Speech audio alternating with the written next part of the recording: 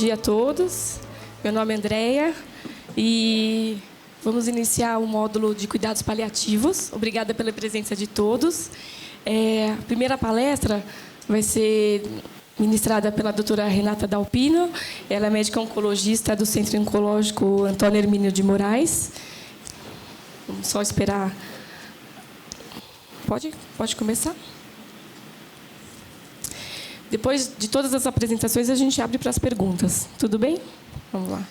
Obrigada, pessoal, Renata. Bom dia a todos. A gente agradece pela presença e, em nome do nosso Centro Oncológico Antônio Hermínio de Moraes, a presença aqui nesse evento que é super brilhante. E me foi dada a missão de falar um pouquinho dos cuidados paliativos, o que é, para quem é e quando. Então, na verdade, se a gente for definir de uma maneira bem simplória, o cuidado paliativo nada mais é do que a arte de buscar a melhora da qualidade de vida dos pacientes e dos familiares.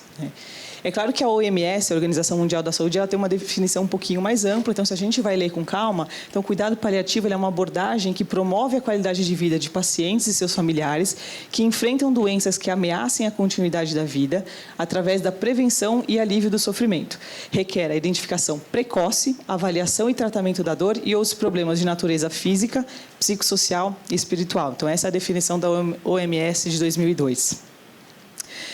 O cuidados paliativos, na verdade, ele não é uma coisa tão recente assim. É claro que só nas últimas décadas que ele sofreu um grande avanço, mas se a gente pegar historicamente, já na Idade Média já haviam relatos de que durante as cruzadas, nas épocas das guerras, existiam aqueles hóspedes, que eram chamados do português de Portugal, hospedarias, e que ficavam nos monastérios. E geralmente sempre tinha nos monastérios onde ficavam os monges uma região chamada hospedaria, uma parte do monastério que chamava hospedaria.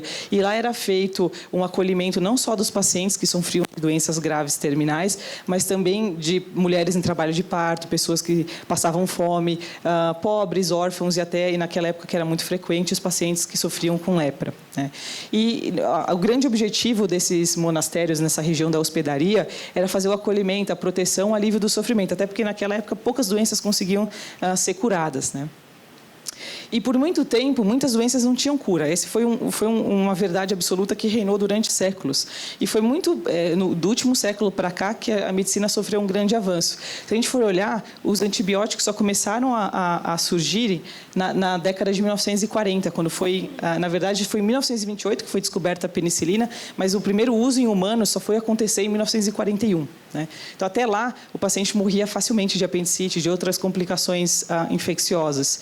Além disso, a parte de quimioterapia foi durante a época da Segunda Guerra Mundial, em que se observou que aquelas pessoas que eram expostas ao gás mostarda, elas sofriam de uma parada de maturação da fábrica do sangue, tinha uma queda das células de defesa, e aí eles falaram, bom, vamos tentar usar essa substância, então, para combater o câncer.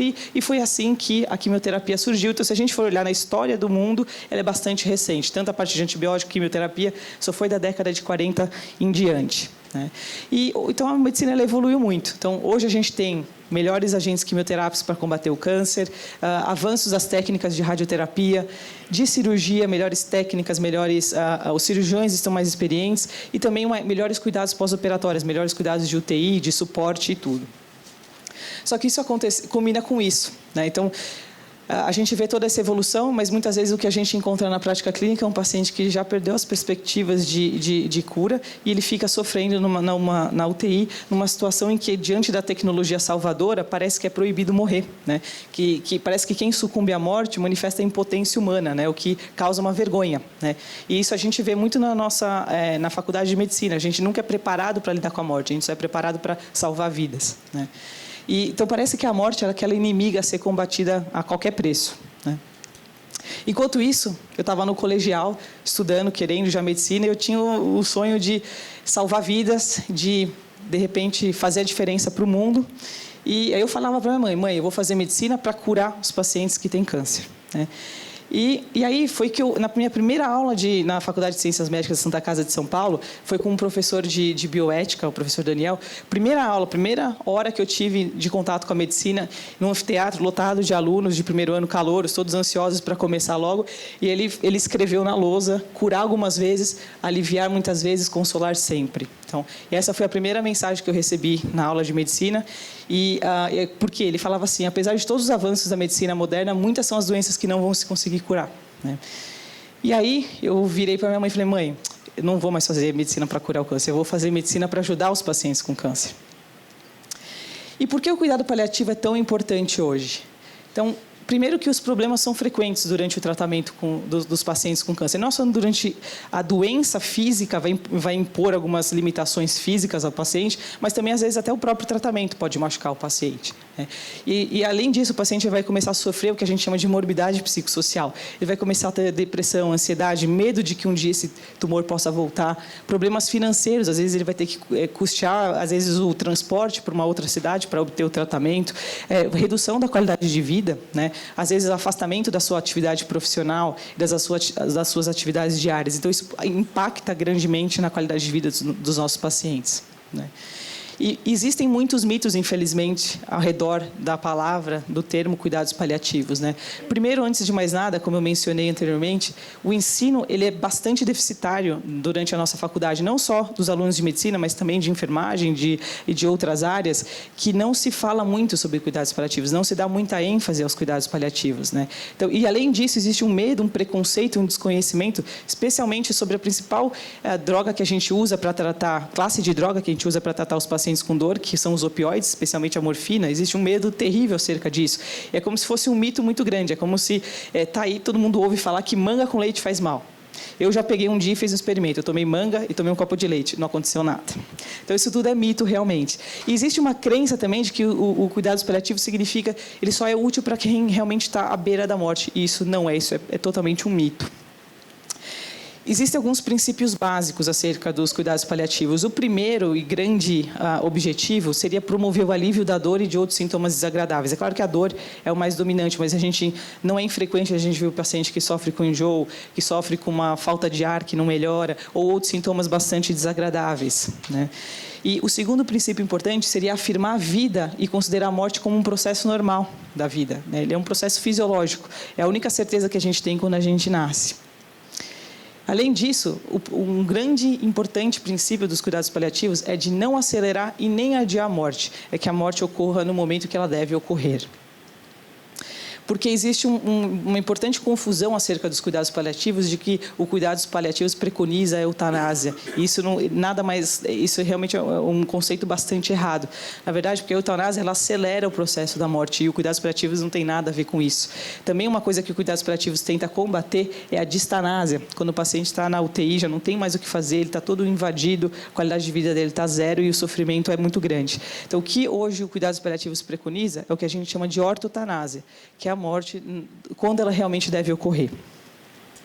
Outro princípio importante dos cuidados paliativos é integrar os aspectos psicológicos e espirituais no cuidado do paciente, porque a gente não é só matéria, né? Existe algo a mais, existe a espiritualidade, né? E, além disso, a gente deve oferecer um sistema de suporte que vai possibilitar ao paciente que está sofrendo com uma doença terminal viver tão ativamente quanto possível. Então, às vezes, fazendo com que ele melhore, se realmente é a queda de cabelo que sofreu um impacto psicológico tão grande, é tentar ajudar nesse sentido. Se é porque ele não consegue se locomover, a gente tentar arrumar esse meio. Então, tudo isso é para buscar uma vida o mais ativa possível, né? E, além disso, cuidar da família. Então, oferecer um sistema de suporte e auxiliar os familiares e cuidadores, né, durante a doença do paciente e também, se eventualmente o paciente falecer, cuidar dessa família depois, para enfrentar o luto. Isso é muito importante. Então, o cuidados paliativos ele vai além, né? Outro princípio importante é que não é só o médico, não é só a enfermeira, não é só a psicóloga, não é só a nutricionista, não é só a fisioterapeuta. É uma equipe multidisciplinar que precisa cuidar do paciente. E a gente sempre deve discutir e olhar o paciente como um todo, né? E melhorar a qualidade de vida e influenciar positivamente o curso da doença. Então, essa é uma história que está na internet, ficou bastante famosa, da Kate, que era uma paciente de 21 anos que tinha, infelizmente, um tumor muito agressivo na cabeça e que ela já estava numa situação terminal e ela conseguiu realizar o desejo dela e ela se casou três dias antes de falecer. Então, o cuidados paliativos vai também ajudar os pacientes a conseguirem o que eles desejam. E o último princípio é que ele deve ser iniciado o mais precocemente possível, juntamente com outras medidas, né, que seriam de prolongamento da vida, como a quimioterapia, a radioterapia, o tratamento do câncer em si. né? E ela deve incluir todas as investigações necessárias para melhorar e compreender o controle das situações clínicas estressantes. Então, hoje, na verdade, o que a própria Organização Mundial da Saúde preconiza é que as ações paliativas elas comecem já no início, já no diagnóstico de uma doença incurável, né? E aí ela deve se desenvolver de forma conjunta com as terapêuticas capazes de modificar o curso da doença, né? Então, na verdade, como a gente vê, ela deve ser rápida, instituída rápida e ela deve ser duradoura. Então, quando a gente olha aquele primeiro gráfico, a gente vê que, logo que o paciente é diagnosticado com uma doença incurável, a grande maioria das atenções é feita para tratar, para tentar postergar a evolução daquela doença. Mas já naquele momento a gente já deve começar os cuidados paliativos. E ao longo que a doença vai evoluindo e a chance de terapêutica vai diminuindo, é aí que os cuidados paliativos vai ganhando em mais importância. E faz bem para a saúde, cuidados paliativos faz muito bem para a saúde. Na verdade, essa é uma das principais revistas médicas hoje, e foi um estudo publicado em 2010, em que eles fizeram o seguinte, um experimento bastante grande com diversas centenas de pacientes que tinham câncer de pulmão já no estágio que não era, infelizmente, possível de curá-los. E eles fizeram o seguinte, eles dividiram os pacientes em 2 grupos. O primeiro grupo era para receber o tratamento convencional de quimioterapia, radioterapia, o que o paciente precisasse. E o segundo grupo era para receber esse mesmo tratamento, mais um suporte paliativo precoce. E o que esse estudo mostrou para a gente é que não só a qualidade de vida dos pacientes melhorou extremamente no grupo que recebeu os cuidados paliativos, mas também esses pacientes viveram mais. Então, esse negócio que o cuidados paliativos vai abreviar a vida do paciente é um mito, porque, na verdade, a gente sabe que o paciente consegue viver mais fazendo uso dos cuidados paliativos, mais e melhor. E, além disso, pensando numa saúde pública em geral, os cuidados paliativos eles são capazes de reduzir os custos com a saúde, porque se o paciente ele é encaminhado precocemente para os cuidados paliativos, a gente vai conseguir reduzir a utilização dos serviços médicos. Esse paciente ele vai menos aos pronto-socorros, ele vai menos para uma UTI, ele vai precisar ver menos o médico, porque ele tem os sintomas dele melhor controlados, ele tem a qualidade de vida dele bem melhor avaliada. E, além disso, se não fosse uma coisa tão importante, não teria o reconhecimento das famílias que utilizaram os cuidados paliativos. Hoje existem diversos estudos em importantes revistas internacionais de que a maioria das famílias encaminhadas aos serviços de cuidados paliativos, elas relatam que elas gostariam, inclusive, de terem sido encaminhadas antes, ou seja, de tanto que elas realmente ficaram satisfeitas com os cuidados paliativos. E hoje a gente pergunta assim, então, para quem servem os cuidados paliativos? É claro que a gente está aqui num congresso que é contra o câncer, mas não é só para o câncer que ela serve. Obviamente, hoje o câncer talvez seja o principal, mas existem outras doenças crônicas incuráveis de progressão, que são, por exemplo, a própria AIDS, ou doenças degenerativas de natureza neurológica, esclerose múltipla mais grave, esclerose lateral amiotrófica, às vezes uma demência mais grave, ou doenças reumatológicas também incuráveis, o lúpus e outras questões. Existem também as doenças renais crônicas, em que o paciente está há muito tempo fazendo hemodiálise já evoluindo com algumas complicações, ou os pacientes que têm alguma doença cardíaca muito grave, alguma doença pulmonar também grave. Então, a indicação de cuidados paliativos ela não se limita apenas ao câncer. Tanto é que a própria OMS ela define que de indicação dos cuidados paliativos seriam para todos aqueles pacientes portadores de doenças graves, progressivas e incuráveis, que ameaçam a continuidade da vida e que, como eu mencionei, ela deve ser instituída desde o diagnóstico. E o que a equipe, então, de cuidados paliativos ela vai tentar entender? Primeiro, unicamente, quem é a pessoa doente e quem que são os seus familiares, tá? Porque isso vai facilitar a nossa identificação das preferências desses pacientes, dessas famílias, quais são as dificuldades e onde que a gente pode abordar, né? Qual que é a cronologia da evolução da doença? Como é que essa doença costuma se comportar, né? Quais foram os tratamentos já realizados para esse paciente? Até porque os próprios tratamentos podem causar efeitos colaterais, então a gente precisa estar atento a isso. Quais são as necessidades atuais do paciente? Será que o transporte está adequado? Será que a vida dele em casa está adequada? Tem alguma coisa que a gente possa fazer para melhorar, né? Os sintomas, o que esse paciente tem é dor, enjoo, falta de ar, algum outro sintoma importante. Examinar o paciente, ver o que ele está usando. Muitas vezes ele tem uma lista gigante de remédios que a gente pode dar uma melhorada, né? Fazer uma avaliação funcional, ver como é que ele está se comportando, como é que é a vida desse paciente, como é que ele está no dia a dia. Será que tem alguma coisa que a gente possa fazer para melhorar? E quais são as expectativas do paciente e da família em relação ao tratamento? Ele está entendendo tudo o que está acontecendo? A gente pode ajudar nessa questão? E, mais importante, o tratamento do cuidados paliativos não é uma receita de bolo. Na verdade, existe uma individualização do tratamento, porque cada ser humano é um ser individual e único, né? E o que eu, basicamente, concluí sobre os cuidados paliativos? Que, na verdade, a luta contra o câncer, ela compreende não apenas a tentativa de adicionar tempo à vida, mas, muito mais importante, de adicionar vida ao tempo, né? E os cuidados paliativos, ele tem muito hoje mais a ver com a vida do que com a morte. E eu coloquei aqui uma que provavelmente muita gente conhece, que é a oração de Santo Agostinho, que eu gosto bastante, que chama A Morte Não é Nada. Eu vou deixar aqui, se todo mundo quiser ler com calma. Ele fala o seguinte: a morte não é nada, eu somente passei para o outro lado do caminho. Eu sou eu, vocês são vocês. O que eu era para vocês, eu continuarei sendo. Me deem o nome que vocês sempre me deram. Falem comigo como vocês sempre fizeram. Vocês continuam vivendo no mundo das criaturas, eu estou vivendo no mundo do Criador. Não utilizem um tom solene ou triste, continuem a rir daquilo que nos fazia rir juntos. Rezem, sorriem, pensem em mim, rezem por mim. Que meu nome seja pronunciado como sempre foi, sem ênfase de nenhum tipo, sem nenhum traço de sombra ou tristeza. A vida significa tudo, o que ela sempre significou. O fio não foi cortado. Por que eu estaria fora de seus pensamentos agora que estou apenas fora de suas vistas? Eu não estou longe, apenas estou do outro lado do caminho. Você que aí ficou, siga em frente. A vida continua linda e bela como sempre foi. Então, essa é uma oração que eu gosto bastante. E, por fim, eu gostaria de agradecer a oportunidade de estar aqui com todos vocês hoje. Obrigada. Obrigada, Renata. Vamos dar continuidade com as apresentações. Agora a Fabiana, ela é enfermeira dos cuidados paliativos do Centro Oncológico Antônio Hermínio de Moraes, e vai falar para a gente sobre o papel da enfermagem dos cuidados paliativos. Obrigada, Fabiana. Bom dia a todos. Muito obrigada. É uma honra também estar aqui com vocês num sábado chuvoso, né? Eu vou falar um pouquinho sobre enfermagem em cuidados paliativos, e o enfoque que eu vou dar é assim, do cuidado mesmo, quando o cuidado se torna o mais importante.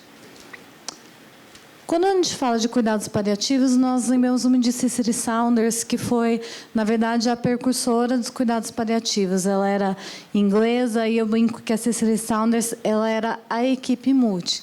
Por quê? Porque ela era enfermeira e ela teve uma patologia que tinha dor crônica, então, por conta da debilidade física, ela não queria sair do hospital, então ela fez serviço social para continuar atuando com os pacientes. Então, ela fez serviço social e tinha muita dor e começou a perceber que os pacientes sentiam dor.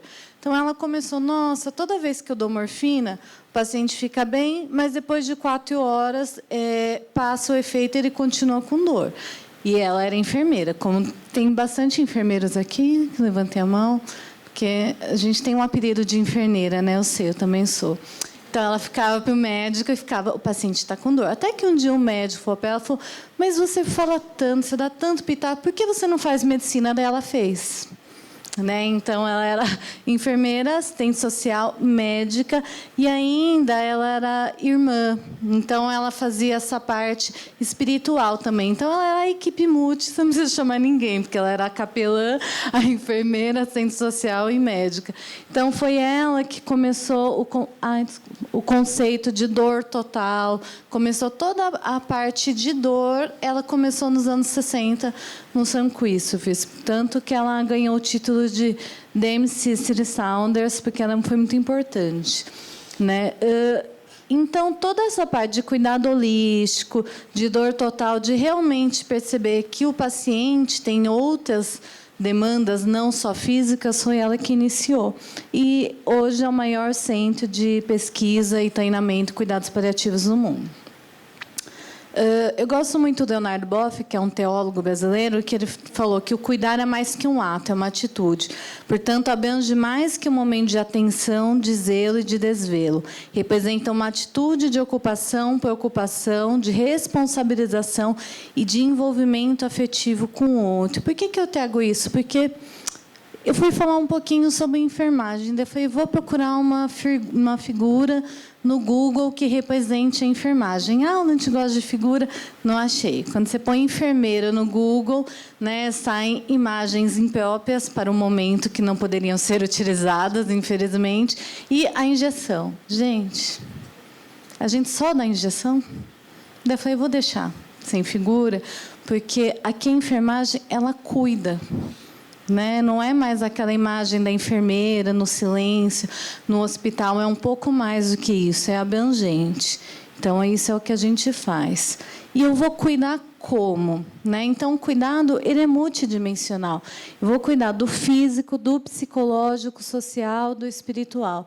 Como que a enfermagem vai conseguir cuidar do aspecto, por exemplo, físico? Ajudar no controle de sintomas, nos procedimentos. Eu vou avaliar o sintoma, né? Eu vou conversar, eu vou oferecer o tratamento farmacológico e não farmacológico. No psicológico, né? A dimensão psicológica, nós temos o psicólogo para abordar, mas o que a enfermagem pode auxiliar? No acolhimento. O acolhimento é de toda a equipe. Né? Até mesmo porque a enfermagem é a equipe que fica 24 horas. Então, assim, é a equipe que trabalha à noite, naquele momento que o paciente recebeu uma notícia difícil e está sozinho no quarto chorando, quem está lá? O técnico, o auxiliar e o enfermeiro. Então, isso é muito importante. Então, não é, a gente não vai ligar para a Tati 2 horas da manhã porque o paciente está chorando.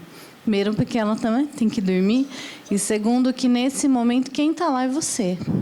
Então, você vai fazer um tratamento? Não, você vai acolher. Você vai utilizar a escuta. Gente, às vezes a escuta é tão importante. Às vezes, mas eu não vou lá porque eu não sei o que dizer. Então, não fala, ouve. Fica do lado, que isso já ajuda bastante. Né? E orientação. Gente, a educação. Esse papel educativo é muito do enfermeiro. Né, de ir lá. E educação em que sentido? Até, por exemplo, se o paciente está com dor, eu faço um trabalho educativo de você tem que me dizer como está a sua dor, então você tem que perceber como é essa dor. Então, às vezes, eu fico 1 hora avaliando o paciente. Então, olha, eu não tinha percebido isso, reparado. Então, você repara que amanhã eu vou voltar, porque é importante a gente entender a causa desse sintoma para tratar melhor. Então, a gente faz essa parte educativa. O espiritual é a mesma coisa. Eu não sou capelã, mas só da gente perguntar e questionar se ele tem alguma religião, se isso é importante, se isso é um suporte, se é alguma coisa que isso precisa ser trabalhado e pode ser trabalhado e como. Né? Vários hospitais, instituições têm um serviço de capelania. Às vezes, o paciente ele não quer uma capelania, mas ele tem um cuidado específico. Por exemplo, os pacientes, às vezes, árabes têm um cuidado que mulher tem que cuidar de mulher e homem cuidar de homem. Então, assim, será que não é possível a gente ajustar na escala? Se eu tenho um colaborador homem, tenho mulher, custa. Né? Então, eu deixar aquela paciente que fica muito constrangida com um colaborador, eu não posso trocar? São coisas que são importantes. Né? E dessa relação, às vezes, com o divino. A espiritualidade é mais abrangente. Né? Não necessariamente eu vou abordar a religiosidade. E o papel social, que é extremamente importante, né? Porque você não desliga, o paciente ele continua sendo uma mãe, um pai, ele tem essa demanda que pode causar um sofrimento também. E, às vezes, são coisas simples, práticas, que a gente pode ajudar. Quando eu não tenho, assim, muitas vezes, quando você não tem um assistente social, a parte da educação ajuda muito nessa parte social também, porque é a parte prática. Às vezes, assim, não, então, por que você não faz uma procuração para movimentar essa parte financeira, porque você consegue tirar um pouco essa carga. Porque quando o paciente está internado, a gente esquece que ele é uma pessoa. Então, a gente tem que se colocar um pouco no lugar dele. Se vocês, hoje, ficarem internados, vocês não têm uma casa, uma família, uma vida? Isso continua com o paciente internado. Tá? A enfermagem consegue abranger tudo? Não, mas muitas vezes é ela que vai disparar o cuidado. Porque, não, isso eu não sei, mas eu percebi que isso é uma preocupação muito importante, então eu vou acionar o psicólogo, então eu vou acionar o serviço social. Então, esse é o papel muito importante da enfermagem. Né? E cuidados paliativos, a equipe multi. Né? É fono, nutrição, enfermagem, TO, medicina, porque se a dimensão do cuidado é multi, então eu também preciso de várias especialidades para auxiliar. Os princípios dos cuidados paliativos, o doutor Renato já falou bastante, mas o que eu gosto desse autor é que ele fala assim, que a gente tem que avaliar antes de tratar. Por quê? Porque é náusea. Nós temos 4 causas clássicas de náuseas e vômitos. Então, eu tenho que saber qual que é a causa para eu direcionar o medicamento certo, né? Explicar as causas dos sintomas. Então, isso é importante. O paciente está lá, está com dispneia, está com falta de ar, porque, às vezes, a morfina é utilizada para isso também. Ah, não quero tomar esse medicamento, porque eu tenho medo, porque será que é porque eu estou morrendo? Eu falei, não, isso melhora a falta de ar. E eles acham que a morfina vai piorar a falta de ar. E os profissionais da saúde, às vezes, acham que a morfina vai piorar a falta de ar, né? Então, todo esse processo educativo tem que ser feito para o paciente. Não esperar que o doente se queixe. Então, assim, eu vou tratar antes. Eu sei que o paciente tem dor, eu vou medicar de horário. Eu não preciso medicar só sob demanda. Eu espero ele ter dor, eu espero ele chorar e sofrer para eu medicar. Então, vou prevenir, né? Adotar uma estratégia terapêutica mista. Então, às vezes, eu uso 3, 4 medicamentos, não só os medicamentos, com tratamento não farmacológico para dar conta de um sintoma, monitorizar esses sintomas, reavaliar. A gente tem que avaliar e reavaliar. Por quê? Porque eu começo uma terapêutica, mas eu tenho que saber se está certo, se está correto, se está na dose adequada, porque eu tenho que parear esse sintoma. E quem faz isso é a enfermagem. Cuidar dos detalhes e estar disponível. Isso é muito importante, porque muitas vezes os pacientes que estão em cuidados paliativos, então, assim, mas não tem mais o que fazer. Eu não gosto muito dessa frase, porque eu estudei bastante para não ter mais o que fazer, né? É o contrário. Cuidados paliativos não é só pegar na mão, mas é também pegar na mão. Então, a gente sempre tem alguma coisa a fazer, seja oferecer uma escuta, seja oferecer um acolhimento, seja oferecer a medicação, né? É mais ou menos a alusão que eu falo, adianta colocar uma criança na escola para aprender e ela está com fome? Ela vai aprender? Não. Então, eu vou conseguir abordar a espiritualidade, as relações sociais, se o paciente está gritando de dor? Se ele está constipado há 12 dias? Não. Eu vou conseguir tratar a dor do paciente se ela acabou de receber uma má notícia? Você acha realmente que esse dia a dor não vai descompensar? O paciente está lá, ele acaba... Gente, dói, né? Você, às vezes, tem um artigo que saiu há uns 2 anos que foi comprovado cientificamente que terminar um relacionamento dói. Então, imagina receber uma má notícia. O que é uma má notícia? Talvez que o tumor avançou, que, olha, o tratamento não está surtindo o efeito desejado, vamos ter que mudar. Né? Você está chegando num estágio um pouco mais avançado. Tem várias más notícias. Então, eu tenho certeza absoluta que, naquele dia, provavelmente, os sintomas vão estar pior. Então, o que a gente faz? A gente não fala? Não, a gente fala. E a gente tem que perceber que essa piora é normal, é um processo de adaptação. Então, o que eu falei um pouquinho, a gente tem sempre que demonstrar empatia, porque empatia é se colocar no lugar do outro. Eu não preciso sentir dor para saber que dói, mas eu preciso imaginar o que isso representa para o outro. O que é importante para ele nesse momento, porque daí eu consigo cuidar. Ser flexível, adequar o que é possível aos recursos disponíveis. Então, às vezes, nós temos tantos recursos que a gente nem sabe. Então, assim, a enfermagem ela tem um poder muito grande, porque quando o paciente entra no hospital, pensa que eu vou definir a hora que ele vai tomar banho, a hora que ele vai levantar da cama, a hora que ele vai comer, a hora que... tudo. E ainda dou bronca, né? Não, tem que ser na hora que eu quero. Então, nós temos... E essa é uma necessidade de organizar os cuidados, né? O enfermeiro faz isso, mas a gente tem que tomar cuidado também, porque, poxa, se aquele paciente tem o costume todos os dias de tomar banho à noite, será que ele não pode? Vai atrapalhar tanto assim ele tomar banho à noite? Vai fazer diferença? Ou então, é hora do banho, tem que tomar banho agora, mas a visita é de 1 a 2 horas e naquele momento chegou o filho. Não dá para eu postergar um pouquinho ou adiantar? Então, adequar um pouquinho, não só às nossas necessidades, mas ao paciente e estar presente. Então, o que a gente faz? A gente ajuda a promover a qualidade de vida, nós ajudamos nesse trabalho de conhecer o paciente e a família, providenciar o conforto, paliar os sintomas também de estresse, dar suporte e estar presente. Tá? E uma coisa que é muito importante é tentar manter a dignidade do paciente. Porque o que é, como que eu vou manter essa dignidade? É estar perto, o paciente estar sempre limpo, o paciente estar bem cuidado, porque é muito difícil para a família, para o paciente. Tratar o paciente com respeito e com dignidade. Quem é mãe aqui, mãe ou pai? Então, você vai no pronto-socorro, ô mãezinha, vocês acham que é legal? Eu odeio. Você, quando falam assim, mãezinha, né, a pessoa tem um nome, ela tem que ser tratada assim.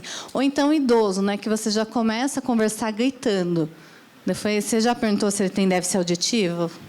Às vezes, não, você não precisa gritar. Você não precisa infantilizar uma pessoa. Então, às vezes, ontem nós vimos alguns pacientes, o relato, então, tinha um paciente que era diretor da Anvisa, tá, então, esse paciente interno, eu vou chamar ele de, oi, querido, vou pegar uma veinha no seu bracinho?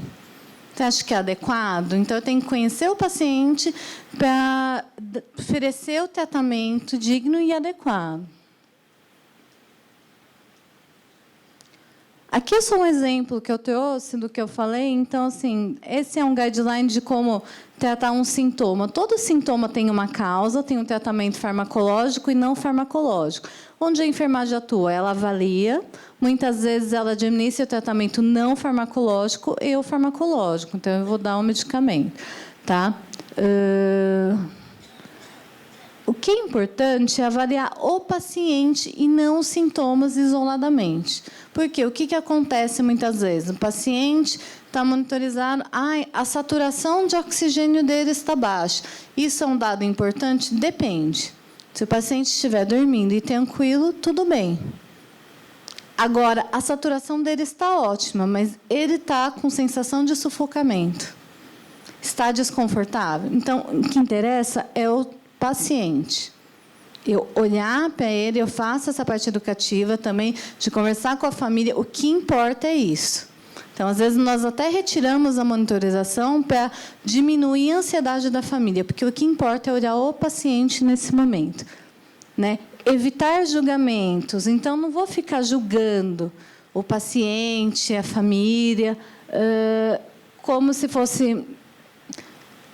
Por exemplo, tem um familiar, tem um paciente que ele está mais tempo sozinho. Daí a gente já fica, ai, que família ruim. Olha, coitadinho, largaram ele aqui. Por que está acontecendo isso?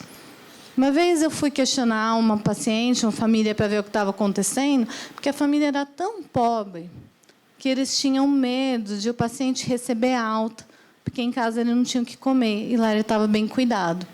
Então, a família nunca vinha, porque eles sabiam que ele estava bem cuidado, e se eles viessem, vai que o médico quer dar alta. Então, isso não é uma demanda social? Né? Então, eu só fui, não, ele não vai receber alta, pode deixar, a gente vai cuidar dele, ele vai ficar aqui. Daí a família começou a vir todos os dias. Então, antes de julgar, perguntar e ver como a gente pode ajudar. Tá? Eu não vou ler inteiro, mas essa é a despedida de Oliver Sacks, que era um neurologista que tratou o câncer e que ele escreveu esse relato, na verdade, da despedida dele, que chama A Minha Própria Vida. Então, o que chamou a atenção nessa despedida é que ele fala que ele sentiu grato por ter recebido 9 anos de boa saúde e produtividade desde o diagnóstico original. Mas agora estou de cara a cara com a morte. O câncer ocupa 1/3 do meu fígado e, apesar de ser possível desacelerar seu avanço, esse tipo específico não pode ser destruído. Ele fala, depende de mim agora escolher como levar os meses que me restam. tenho de viver da maneira mais rica, profunda e produtiva que conseguir. Então, isso que os cuidados paliativos fazem, né? A gente acompanha o paciente para dar um pouco mais de qualidade de vida e autonomia, porque a decisão é dele e da família de como passar esse tempo. Tá? Eu vou deixar aqui essa última frase dele, que, pelo contrário, eu me sinto intensamente vivo e quero e espero, nesse tempo que me resta, aprofundar minhas amizades, dizer adeus àqueles que amo, escrever mais, viajar mais, se eu tiver a força, e alcançar novos níveis de entendimento e discernimento. Agora, talvez faça um pouco mais sentido quando a gente vai e conversa com o paciente, a família, e explica tudo o que está acontecendo. Por quê? Porque ele tem essa autonomia para decidir de como ele vai viver. Se ele não for informado sobre isso, como que ele vai decidir? Tá? Eu deixei aqui a referência de onde está e queria agradecer. Obrigada.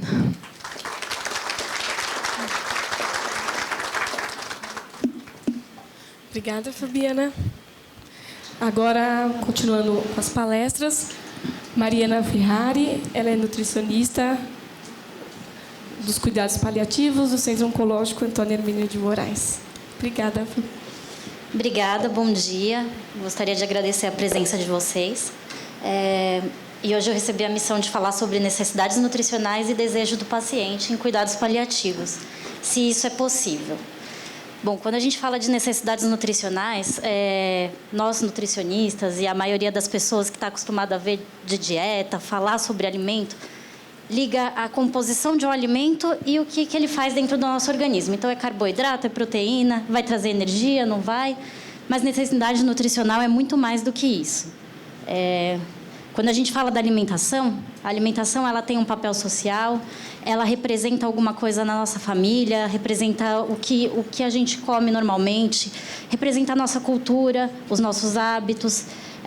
A gente precisa ver as preferências, apesar de ter culturas e hábitos, tem pessoas que gostam de umas coisas, outras gostam de outras, e as próprias lembranças que esse alimento traz para cada indivíduo.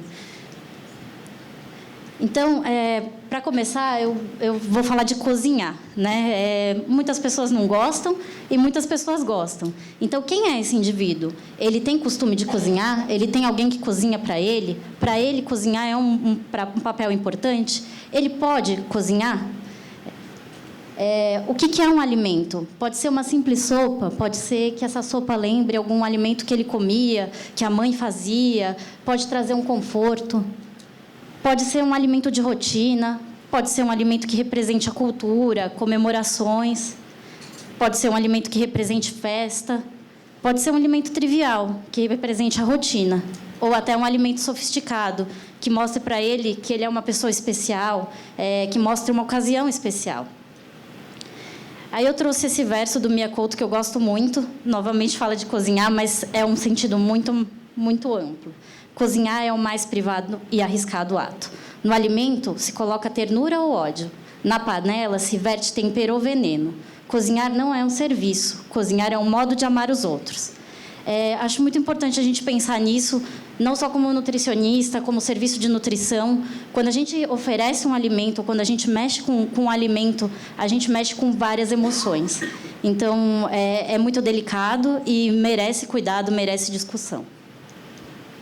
Quando a gente fala de nutrição em pacientes com câncer, ao longo de todo o tratamento, diversos fatores influenciam no estado nutricional e influenciam na nutrição desse paciente. A doença traz um maior gasto calórico, traz uma perda de massa muscular, isso faz com que esse paciente possa perder peso. Os sintomas relacionados ao tratamento, então, se ele faz uma quimioterapia que dá náusea, que dá diarreia, ou se ele fez alguma cirurgia que traz alguma restrição alimentar, tudo isso vai influenciar na alimentação desse indivíduo. E os aspectos psicológicos, ele está triste porque recebeu o diagnóstico, isso influencia em ele comer mais ou menos, a ansiedade. Isso faz com que o acompanhamento nutricional seja fundamental e que a intervenção nutricional ocorra durante todo o tratamento.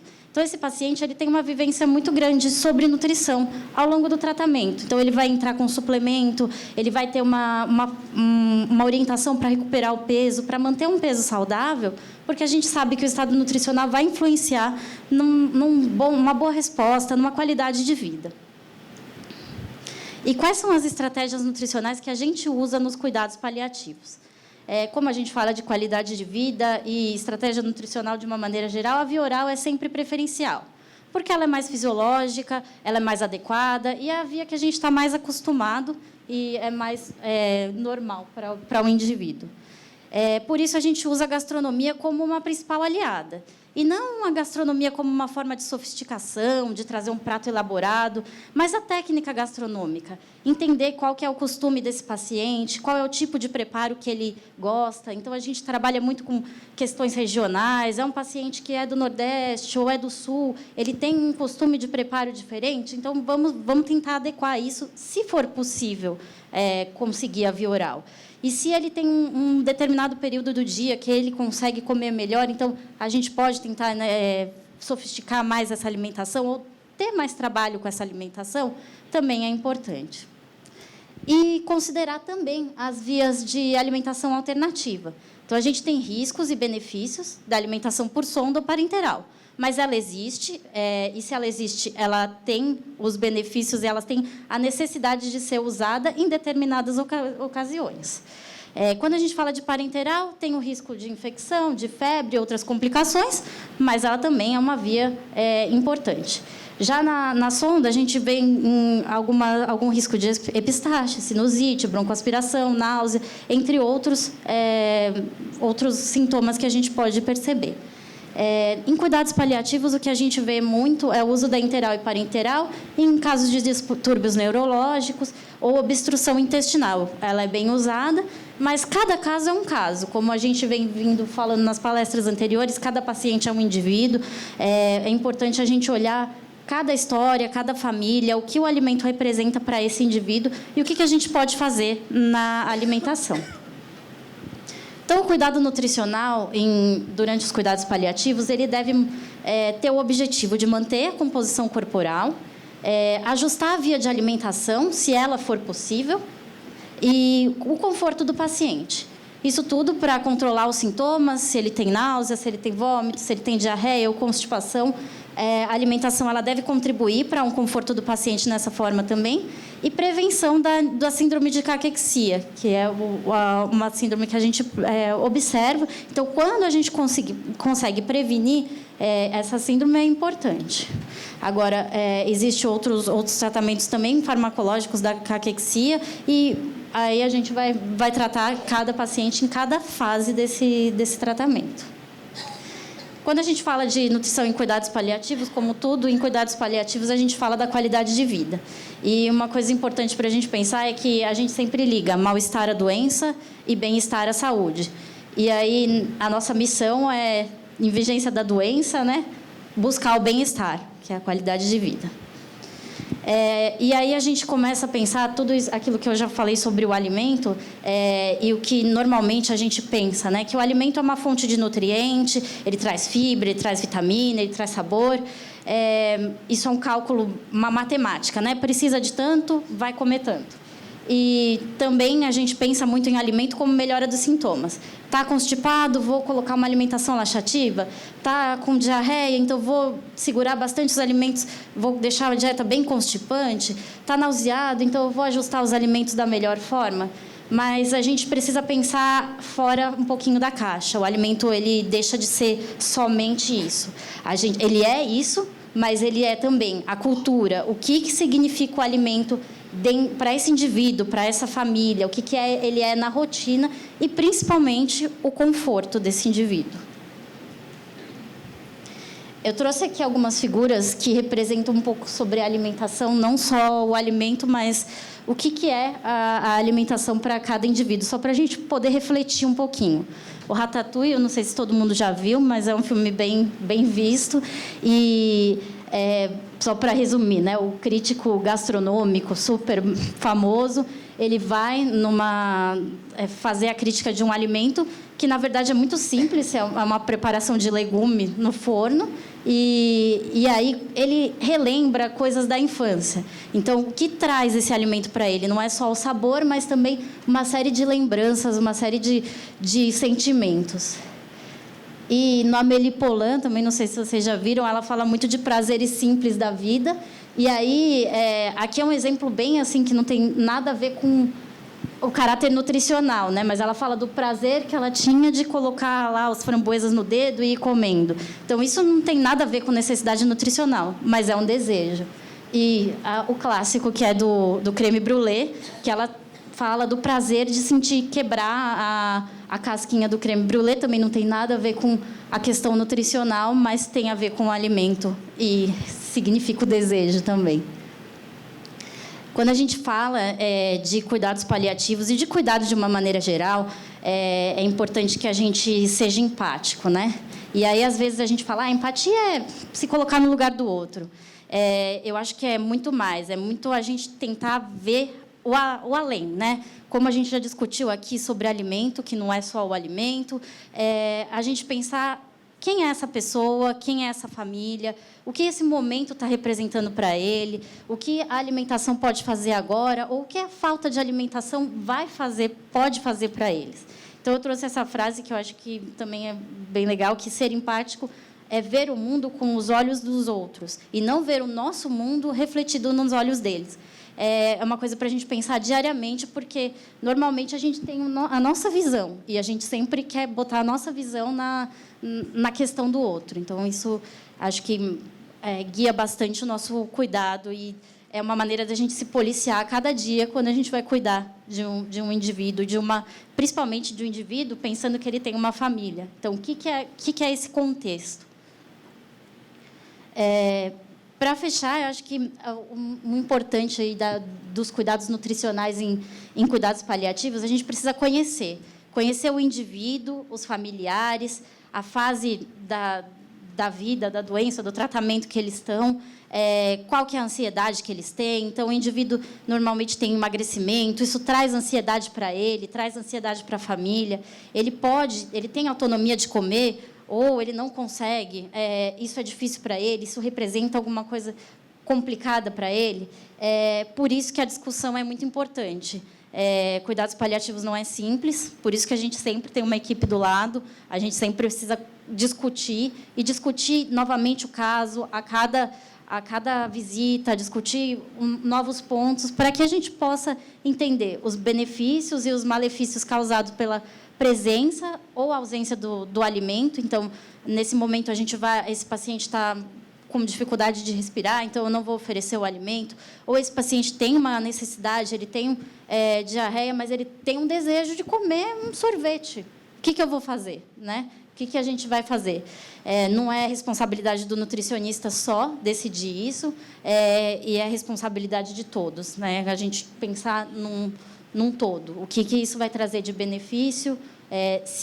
Isso sempre pensando no conforto. Isso é confortável? A família está compreendendo? Informando muito bem o paciente e os familiares, né? Nós vamos ter essa conduta, ela está entendendo isso ou não? E olhar de uma maneira humanizada, individualizada. A decisão em equipe vai ser sempre a melhor conduta para cada indivíduo. E reavaliar essa decisão toda hora.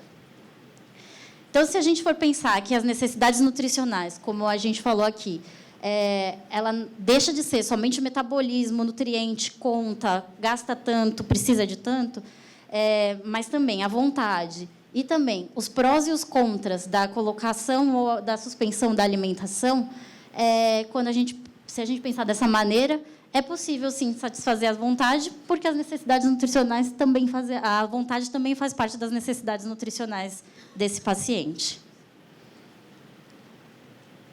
Obrigada.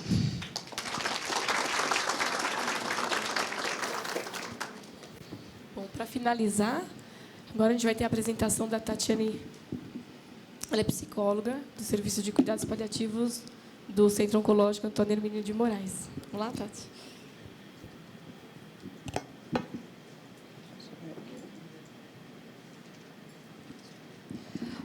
Bom dia a todos.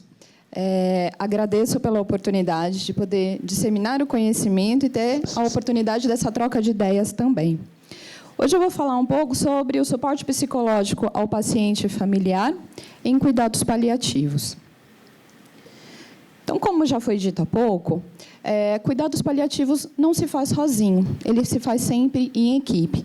Uma equipe que está muito bem treinada, uma equipe que precisa estar coesa e que precisa ter um olhar do paciente como um todo, né?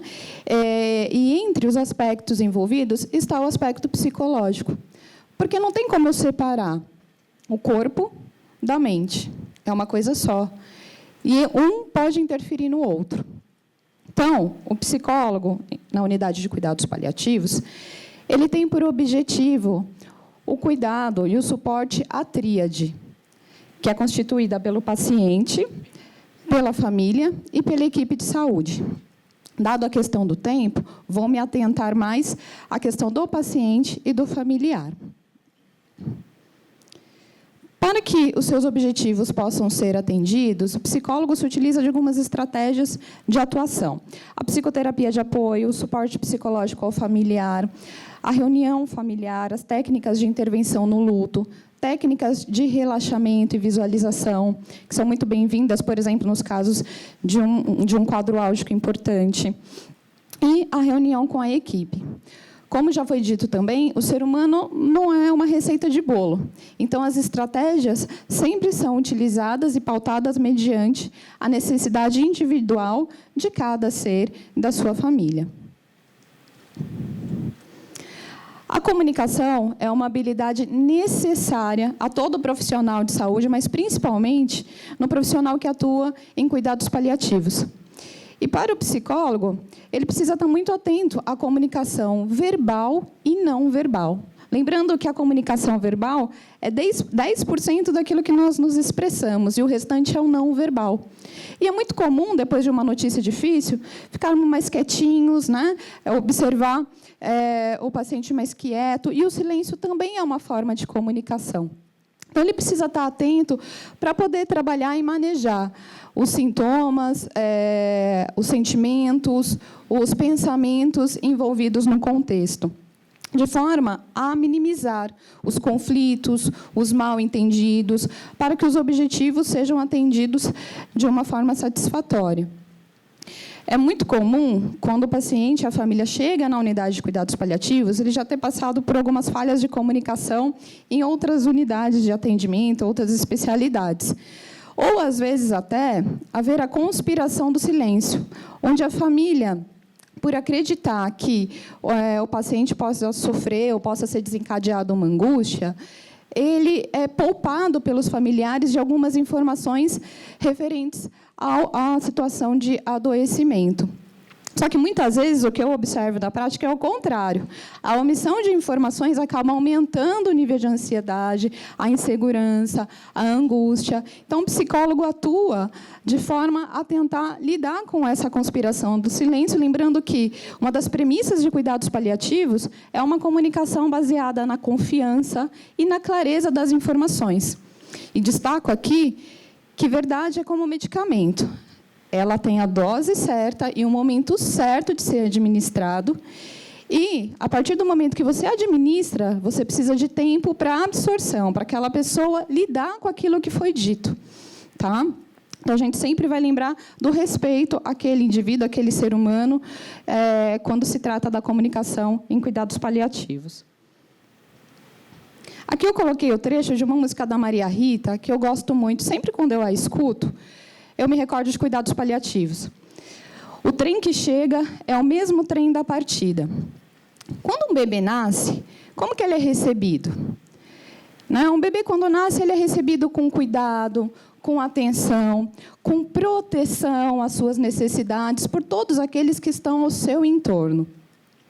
Aí, ao longo desse trem da vida, o curso desse trem, temos paradas em algumas estações que são benéficas, que são bonitas, encontramos belas paisagens, mas também encontramos dias chuvosos, estações que não são tão belas, estações que têm algumas adversidades. E uma dessas estações é o adoecimento. E quando o trem precisa partir, essa despedida é feita com o mesmo cuidado, com o mesmo carinho e a mesma proteção às suas necessidades de quando esse trem chegou. Então, cuidados paliativos ele vai atuar nessas estações que são mais difíceis, essa estação do adoecimento e nesse momento da partida. E o psicólogo vai auxiliar na elaboração, na ressignificação desse momento. Quem aqui já teve uma doença ou está doente sabe que é um momento também de ressignificar, de você rever a vida. Meus pacientes falam muito isso. Nossa, é como se a minha vida estivesse passando como um filme. E eu posso rever algumas situações que não foram mal resolvidas, algumas relações que precisam ser revistas, ter a oportunidade de agradecer, de dizer eu te amo, de perdoar, e, no momento certo, poder dizer o seu adeus. E o psicólogo também vai estar atento a qualquer desordem psíquica que possa ser desencadeado por esse momento. Por exemplo, a ansiedade e a depressão, para que elas não possam interferir de forma negativa num sintoma físico. Um outro ponto importante que o psicólogo precisa se atentar e que vai nortear as suas ações são as fases do adoecimento.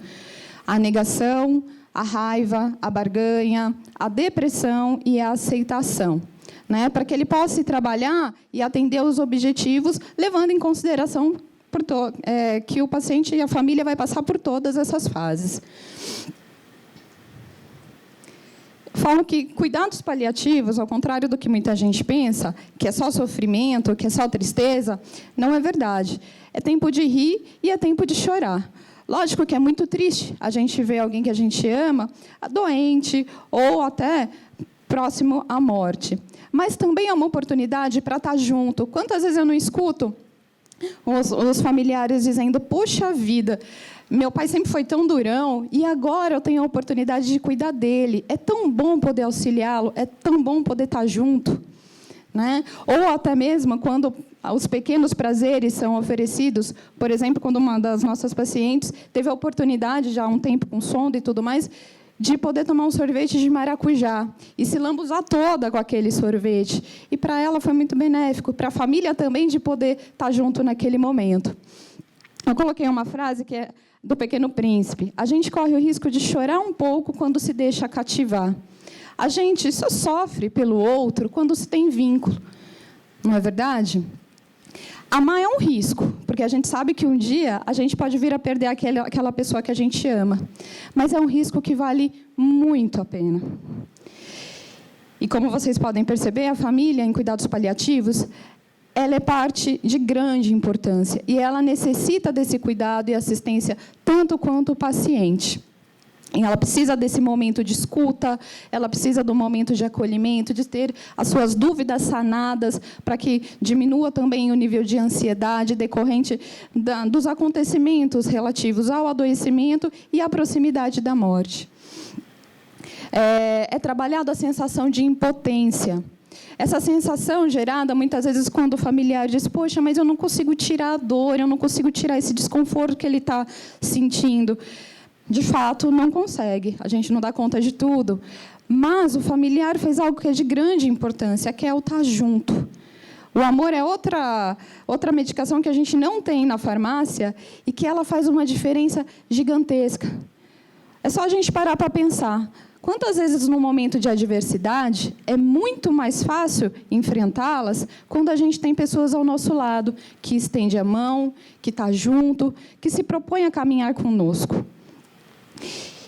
E uma outra coisa que é de grande importância é cuidar de quem cuida. Cuidar dessa família, porque muitas vezes o familiar não quer nem sair do lado do paciente. Ele não quer sair para descansar, ele não quer comer, ele não quer se hidratar, ele não quer dormir, ele quer estar ali o tempo todo. Só que a gente precisa lembrar que, para cuidar do outro, a gente precisa estar bem. Não é? E aí o nosso papel é de poder cuidar dessa família, lembrando do autocuidado, poder prover um momento para que ela possa descansar, orientar a importância do revezamento na enfermaria, né, para que ela possa estar bem e prover esse cuidado com qualidade. Eu acho que essa é uma das grandes premissas também de cuidados paliativos. Não é a quantidade, mas a qualidade do tempo que a gente tem com o outro. E uma outra intervenção que é muito importante em cuidados paliativos, trata-se do luto. O luto começa quando o indivíduo recebe o diagnóstico, né? Que é o luto pela a perda do corpo saudável, aquele corpo que conseguia fazer com que você conseguisse desempenhar as suas atividades, cumprir os seus compromissos, e, de repente, esse corpo adoece, você começa a ter alguns sintomas. Então, é natural essa sensação de pesar, bem como uma série de outras perdas decorrentes do processo de adoecimento. A perda de autonomia, o distanciamento do teu convívio social. Lá no hospital, nós temos muitos pacientes que não são de São Paulo, então, vêm de outras regiões e ficam afastados por um tempo significativo. Então, é mais do que necessário trabalhar essas perdas, de novo, para que ele possa elaborar e possa ressignificar. Cuidados paliativos preza muito pelo trabalho do luto antecipatório. O que é o luto antecipatório? É dar a oportunidade da família pensar gradativamente nessa possibilidade de perda. E esse processo é de grande importância, pensando no pós. Quando esse indivíduo vier a falecer, como que vai ficar essa família? A Fabi falou da questão do pegar na mão, que não é só pegar na mão, mas também é pegar na mão. E esse pegar na mão, quando o paciente vem a partir, a gente não solta rapidamente. É um processo também gradativo, porque a gente também vai cuidar dessa família no pós. E para que essa família esteja bem, esse trabalho de luto antecipatório ele é de grande importância para evitar depois um luto complicado. E aí, nesse pós, a gente entra em contato, eu particularmente entro em contato com o paciente, com a família, 15 dias após o óbito e depois de um mês, para saber como que a família está, oferecer a orientação. Eu percebo que muitas pessoas têm dúvida sobre o luto. Mas eu estou triste, eu deveria estar de tal forma, eu preciso de medicação. Não, cada caso precisa ser analisado mediante a sua individualidade. O luto é um processo natural. E ele faz parte de quando a gente perde um ente querido. O luto precisa ser vivenciado. Então, essa orientação é importante, para que, muitas vezes, sem necessidade, esse familiar acaba recorrendo a algum outro hospital e o profissional que não tem um conhecimento apropriado em luto acaba medicando algo que é natural e que precisa ser vivido. Então, a gente também está presente em todo esse contexto, mesmo depois da partida. E aqui, para finalizar, eu trouxe uma frase da Cicely, que é uma frase que norteia a minha ação em cuidados paliativos, e eu vou ler para vocês. Ao cuidar de você no momento final da vida, quero que você sinta que me importo pelo fato de você ser você, que me importo até o último momento de sua vida, e faremos tudo o que estiver ao nosso alcance, não somente para ajudá-la a morrer em paz, mas também para você viver até o dia de sua morte. Agradeço a atenção de todos, estou à disposição para as dúvidas.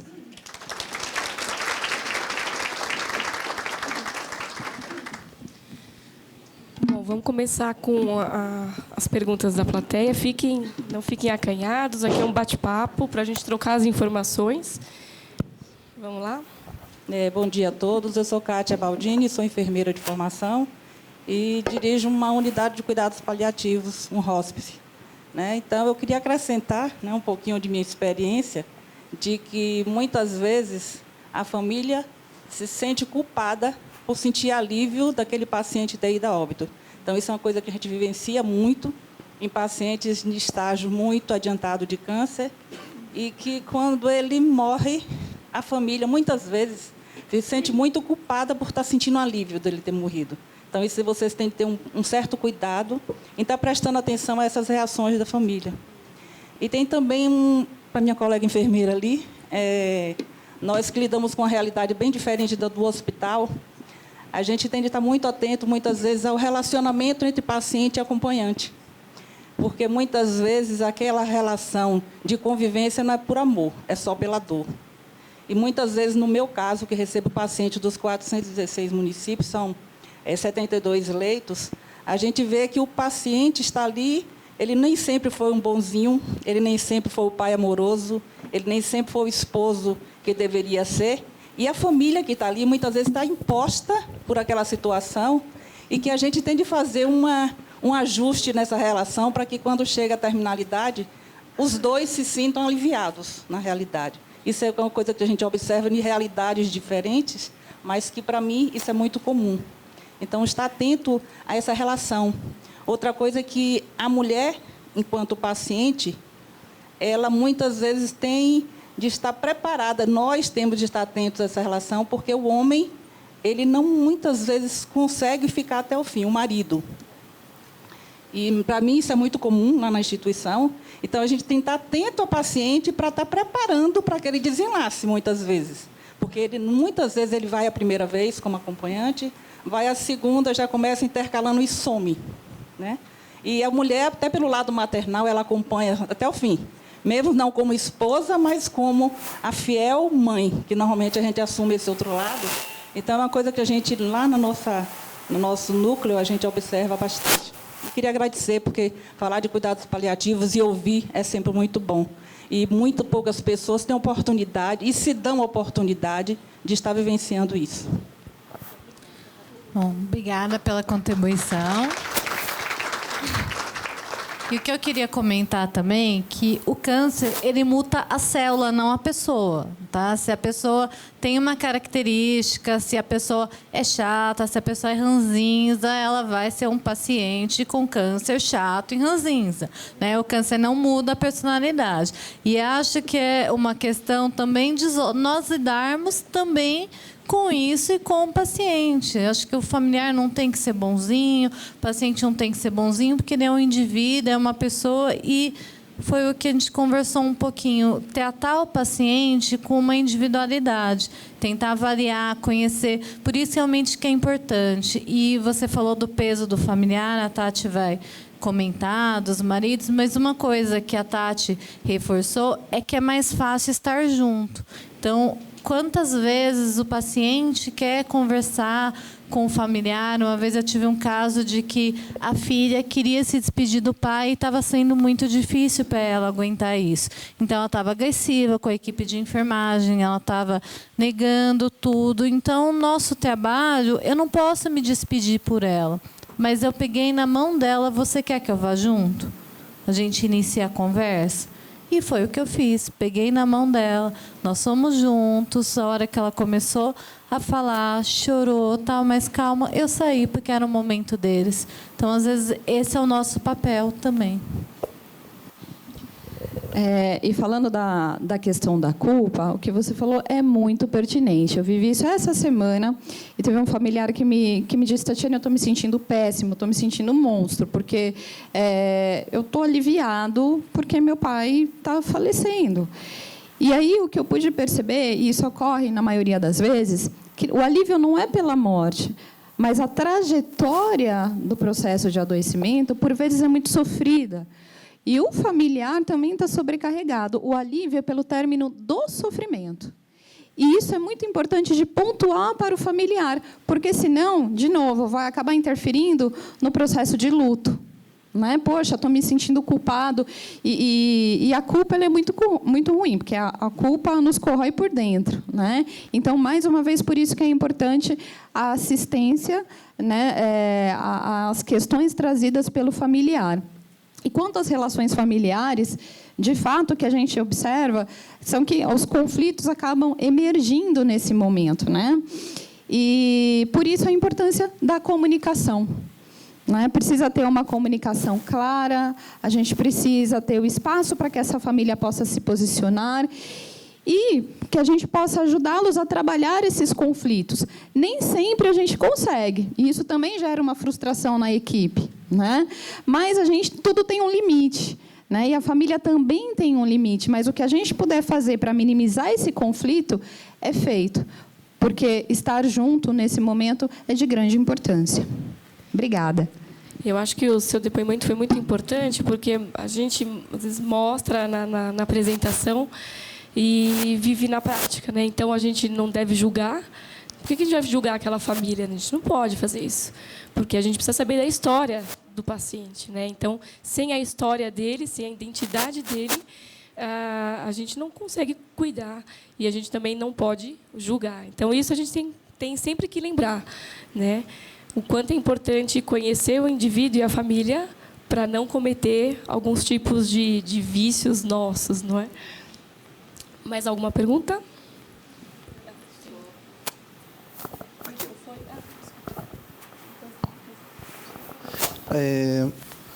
Meu nome é Silas, eu sou psicólogo no Hospital Infantil Darcy Vargas, que faz parte do SUS, né?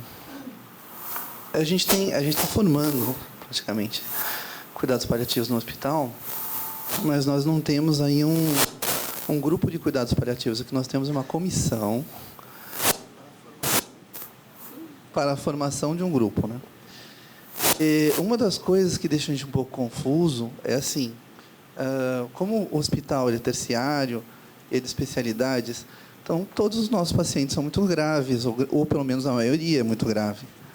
Se a gente for usar aquela conceituação ali da Organização Mundial da Saúde, a gente teria que classificar praticamente todos eles como cuidados paliativos.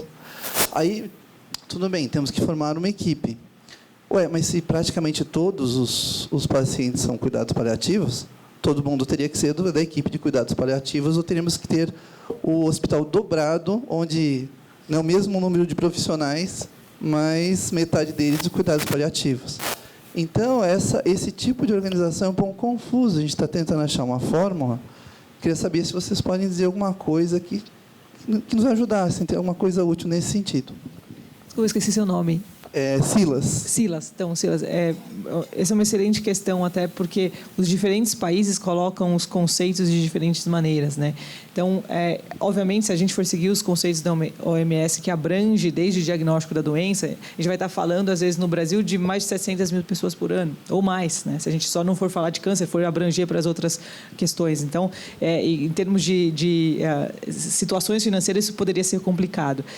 O que a gente vê aqui, por exemplo, nos Estados Unidos, o Medicare, por exemplo, ele só coloca o paciente em cuidados paliativos a partir do momento que ele tem uma expectativa de vida menor do que 6 meses. Né? Então, assim, e os diferentes hospitais vão colocando diferentes critérios. Por exemplo, lá no Canadá, eu fiquei 2 anos lá, eu tive a oportunidade de trabalhar na equipe de paliativos de lá, era o oncologista, no caso, que encaminhava quando não tinha mais possibilidade de tratamento oncológico para esse paciente, no ponto de vista de quimioterapia, de radioterapia. Então, nem sempre o tempo era um intervalo correto. Mas é uma questão a se discutir, mas a partir do momento que a gente vê que a equipe de cuidados paliativos pode reduzir custos com saúde e tudo, acho que é uma questão de estudar melhor isso, porque talvez a gente vai precisar implementar no momento mais precoce. Mas é um excelente ponto. Silas. Eu já implementei alguns serviços de cuidados paliativos e acho, primeiro, uma dica no manual da ANCP e no livro do CAMESP, eles têm alguns critérios de acordo com as patologias que pode te ajudar, uma literatura fácil, adaptada à realidade brasileira, mas uma coisa, algum corte que você pode utilizar é a funcionalidade, o número de sintomas. Por exemplo, eu tenho um paciente que ainda está em tratamento quimioterápico, mas ele está vomitando muito, está com uma dor incontrolável. Então, assim, 2 ou mais, 3 sintomas ou mais, sintomas refratários. Então, vocês podem fazer, porque vocês vão adaptar. A abordagem paliativa, ela pode ser feita em qualquer lugar, em qualquer dimensão. Então, assim, realmente, a maioria dos pacientes se beneficiariam. Mas, enquanto equipe, pensando que no tamanho do Brasil nós temos só 300 leis de cuidados paliativos para o país inteiro, que não reflete a nossa realidade, vocês têm que fechar de acordo com o que vocês têm. Então, vocês vão ter perna para fazer só enfermaria? Ok, vamos começar com enfermaria, depois expandir para o ambulatório. Então, adaptar os recursos de vocês, porque se vocês forem pensar só em demanda, não vai dar conta, vai desanimar antes de começar. Começa com o que é possível, vai começar com o que é possível e depois... Tem uma frase de São Francisco de Assis que ele fala que a gente começa pelo necessário, depois o que é possível e logo mais estaremos fazendo o impossível. Todo mundo que faz cuidados paliativos no Brasil é assim. Então, Silas, olha só, o cuidado paliativo, assim, eu sou médica também, assim como a Renata, a gente não aprende na faculdade de medicina, não é? Então, mas tem algumas instituições que já estão começando a colocar na graduação cuidado paliativo. Então, quem sabe daqui mais para frente, os médicos que se formarem já vão ter uma atenção maior para o paciente, tirando aquela visão só da doença, mas assim do indivíduo como um todo. Então, talvez mais para frente fique até mais fácil a gente implementar o cuidado paliativo. Eu sei que sua pergunta é para agora, não é? Mas a gente for pensar também no futuro, as coisas estão começando a mudar. Então, as sementinhas estão sendo plantadas aí para a gente poder mais para frente ter uma atenção melhor ao doente, e que depois o grupo de paliativo seja uma coisa natural, tá? Bom dia. Bom dia. Aqui. Bom dia. Meu nome é Hernani, eu sou fisioterapeuta do INCA, no Instituto Nacional de Câncer, e trabalhei 3 anos na unidade de cuidados paliativos. Como a enfermeira ali falou, é muito bom ouvir, né, sobre cuidados paliativos, até para saber até que o ponto que nós estamos, né? É muito interessante isso. E o Silas toca num assunto que acho que é o tema desse congresso, né? A gente tem que pensar em políticas públicas em cuidados paliativos. Porque, como eu trabalhei na assistência durante 3 anos e trabalho até hoje, a assistência não dá conta do nosso problema. Ele toca no ponto crucial, que é a formação em cuidados paliativos. E outro ponto crucial é a questão da política pública. Todo mundo sabe, quem trabalha em cuidados paliativos, que se morre muito mal no Brasil, né?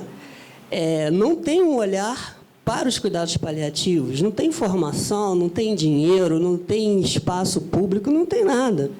Então, esse congresso, esse movimento, pelo menos nos indica alguma coisa que a gente pode fazer nesse sentido.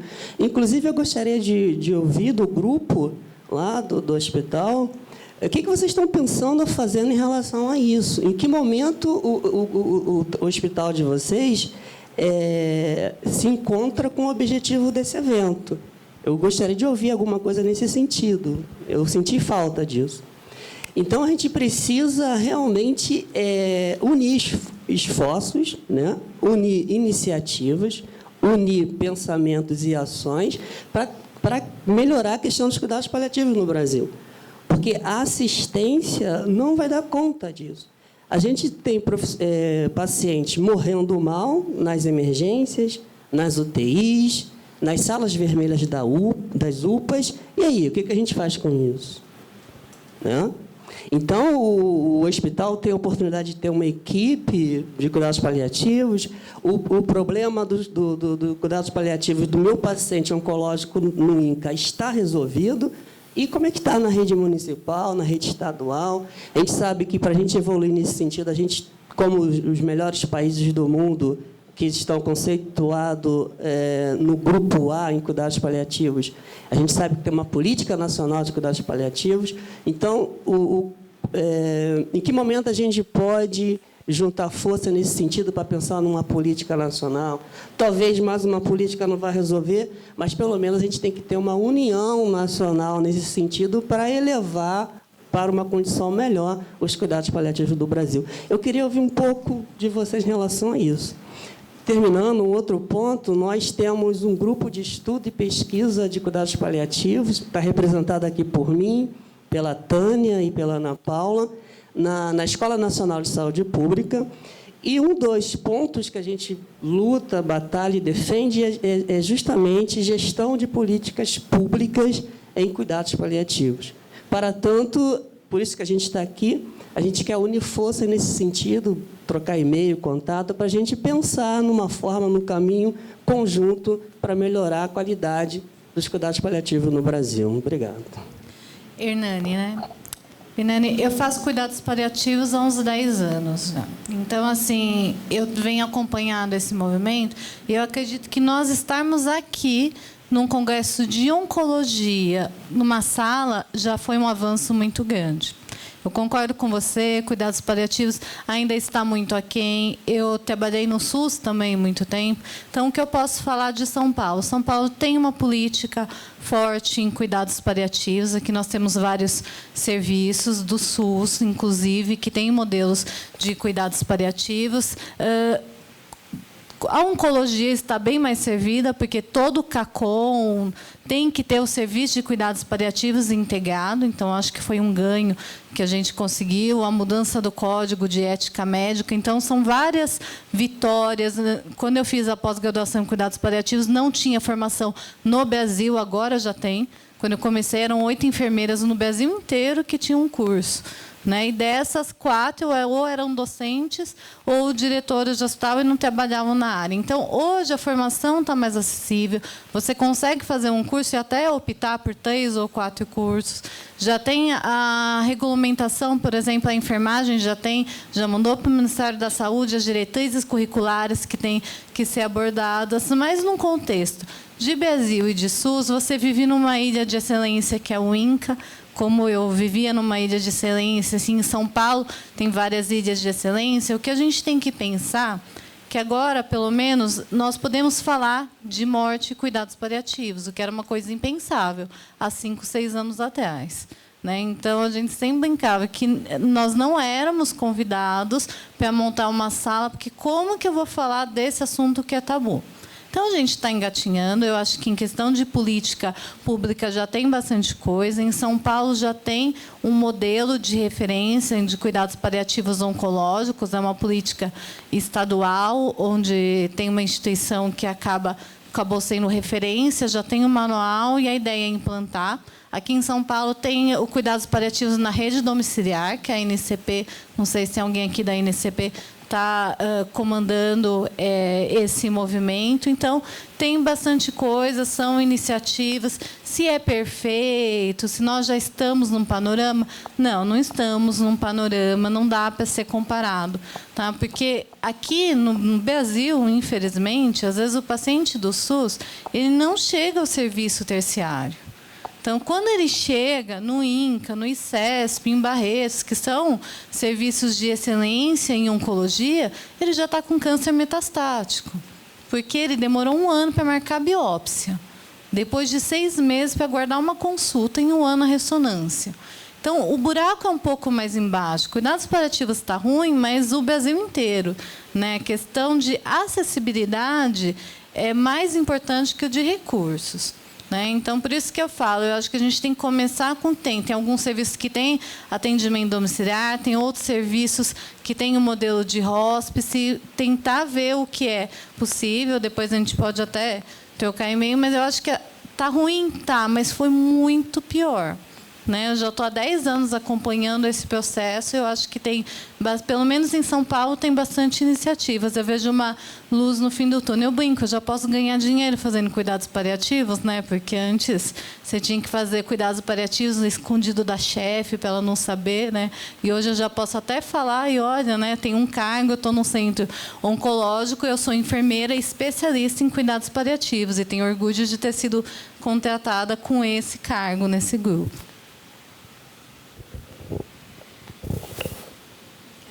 Bom dia. Hernani, foi uma excelente colocação essa questão principalmente de financiamento em relação à saúde pública. Acho que primeiro essa questão do mito, isso já está sendo debatido e eu acho que essa guerra já está começando a ser vencida. Mas a segunda questão é que se a gente começar a mostrar para as figuras públicas que a implementação de cuidados paliativos na verdade reverte numa diminuição de custos hospitalares, isso com certeza eu acho que é uma das estratégias que a gente tem para lutar contra isso.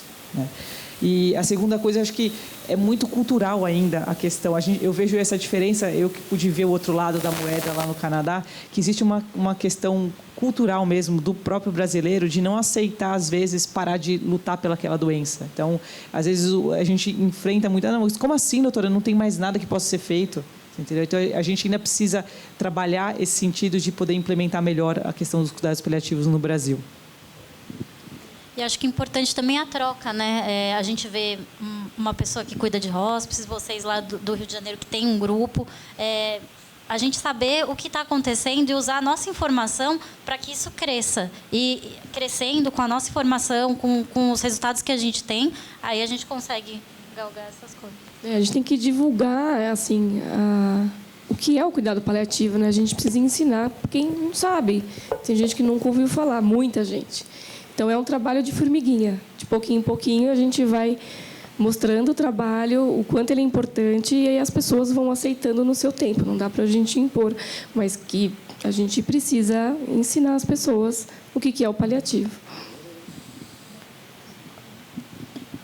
E acho que, só complementando o que as meninas estão dizendo, né, acho que um dos melhores caminhos é disseminar esse conhecimento, porque não é só as pessoas que muitas vezes não conhecem, não entendem o que é cuidados paliativos, mas os profissionais de saúde.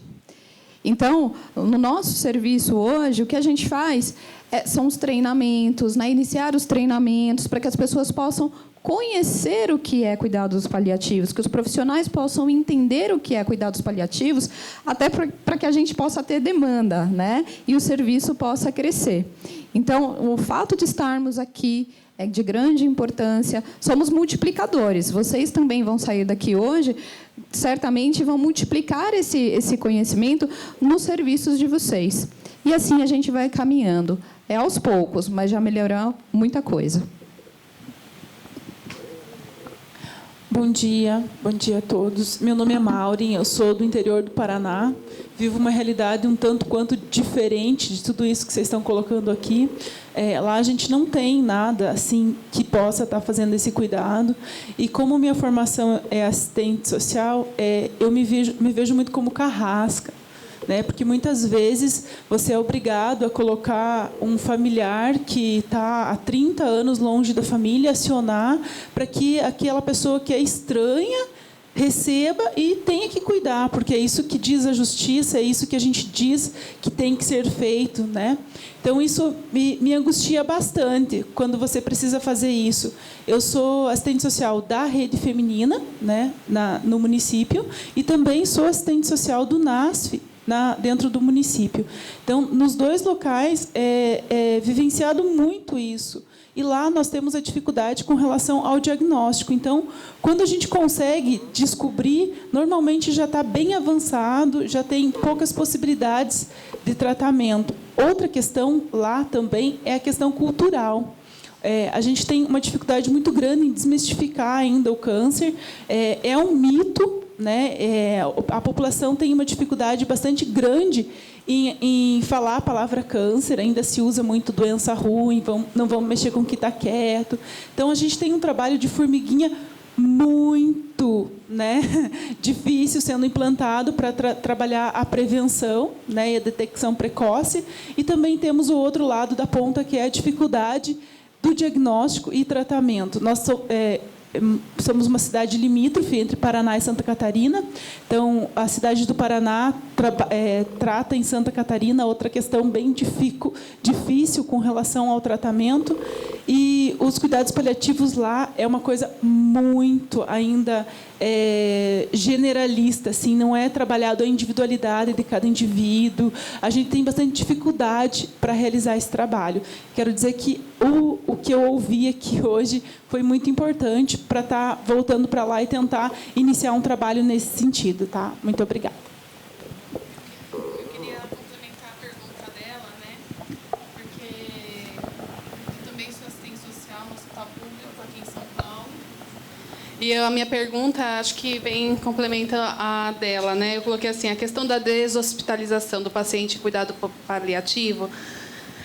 Como vocês têm lidado com essa dificuldade, quando a família é vulnerável, né, a questão do vínculo, e você tem a pressão da rotatividade do leito, né? Então, porque não existe uma política em relação a isso, né? Então, a gente está implementando o cuidado paliativo, a gente está começando com uma comissão também, e porque o nosso hospital é referência em oncologia, então a gente está engateando e a grande questão é essa. Então, a gente está reunindo forças para a questão do óbito no domicílio. Todas essas questões são muito assustadoras, né? A questão do vínculo, o óbito no domicílio. Então, eu queria que vocês me dissessem como que vocês enfrentam essas questões. Obrigada. Falando um pouquinho da parte prática, primeiro, gente, eu adoro assistentes sociais, vocês são fantásticas. Nós estamos num contexto também de hospital privado, que é um pouco diferente, mas eu acho que uma ansiedade que existe, todo mundo, nós não vamos conseguir dar conta de todos os problemas de todo mundo. Não é possível, infelizmente. O que a gente consegue é fazer o máximo e o possível, né? Então, o óbito, por exemplo, em domicílio, primeiro eu acho que tem que ser uma opção. Porque é muito duro o óbito em domicílio no Brasil. Porque, por exemplo, se o serviço não fornece o atestado de óbito, esse paciente ele vai aguardar a chegada da polícia. Dependendo do local, o mesmo camburão que pega todos os corpos de acidentes, enfim, assassinatos, é o que vai pegar o paciente com câncer. Então, assim, às vezes o corpo fica 48 horas no domicílio. Isso tem que ser falado para a família. Isso tem que ser conversado. É uma questão de ética, é uma questão de respeito. Não transferir o problema, né? E a parte de educação e controle de sintomas já ajuda bastante, porque muitas vezes o paciente ele volta várias vezes no pronto-socorro e é internado porque ele está com o mesmo problema que foi mal paliado. Então, essa individualização, eu acho que a minha angústia no começo, será que é possível, né? Porque a teoria é linda, né? Ouvir assim é gratificante, mas sim, é possível. Às vezes você demora 1 hora para tentar entender aquela dor, verificar, descobrir. Acertou a medicação, ótimo, ele vai para casa. O que acontece é que o paciente chega no pronto-socorro médico é generalista, ele vai tratar a dor aguda e manda para casa. E vai e volta. Então, a gente tem que interromper esse ciclo. Atende que seja uma vez, ele não vai voltar no pronto-socorro toda semana, né? Então, é qualidade do atendimento e não quantidade, né? E essa questão de deshospitalizar o paciente, às vezes, vocês, como assistente social, vocês vão explorar os recursos que vocês têm. E tem recursos, assim, que a gente nem imagina. Eu trabalhei no interior do Amazonas também, fazia visita domiciliar de barco. Então, às vezes, nos municípios do interior, tem até um pouco mais de facilidade, porque a gente ligava direto para o secretário da Saúde, então vou liberar. Né? Porque São Paulo recebe muito paciente de fora. E faz todo sentido ele vir buscar o tratamento aqui fora, largar a vida lá. Mas no momento que falo que ele não vai mais fazer químio, rádio, nem operar, tanto faz ele estar em São Paulo ou ele estar na casa dele. Mas faz muita diferença ele estar em São Paulo ou estar com a família dele. Né? Então, acho que isso a gente pode fazer, ligar para a cidade, ver que recurso você tem, já adaptar. Então, fazer essa adaptação. E se achar que é uma coisa impossível, não é. O SUS tem recursos, o SUS tem alguns medicamentos, é questão de informação que a gente tem que saber também. E, gente, fazer o que é possível. Com relação à questão do serviço social, eu acho que é de grande importância para a área da saúde como um todo e cuidados paliativos. O fato de você estar aqui hoje já é muito benéfico, porque você já está levando conhecimento.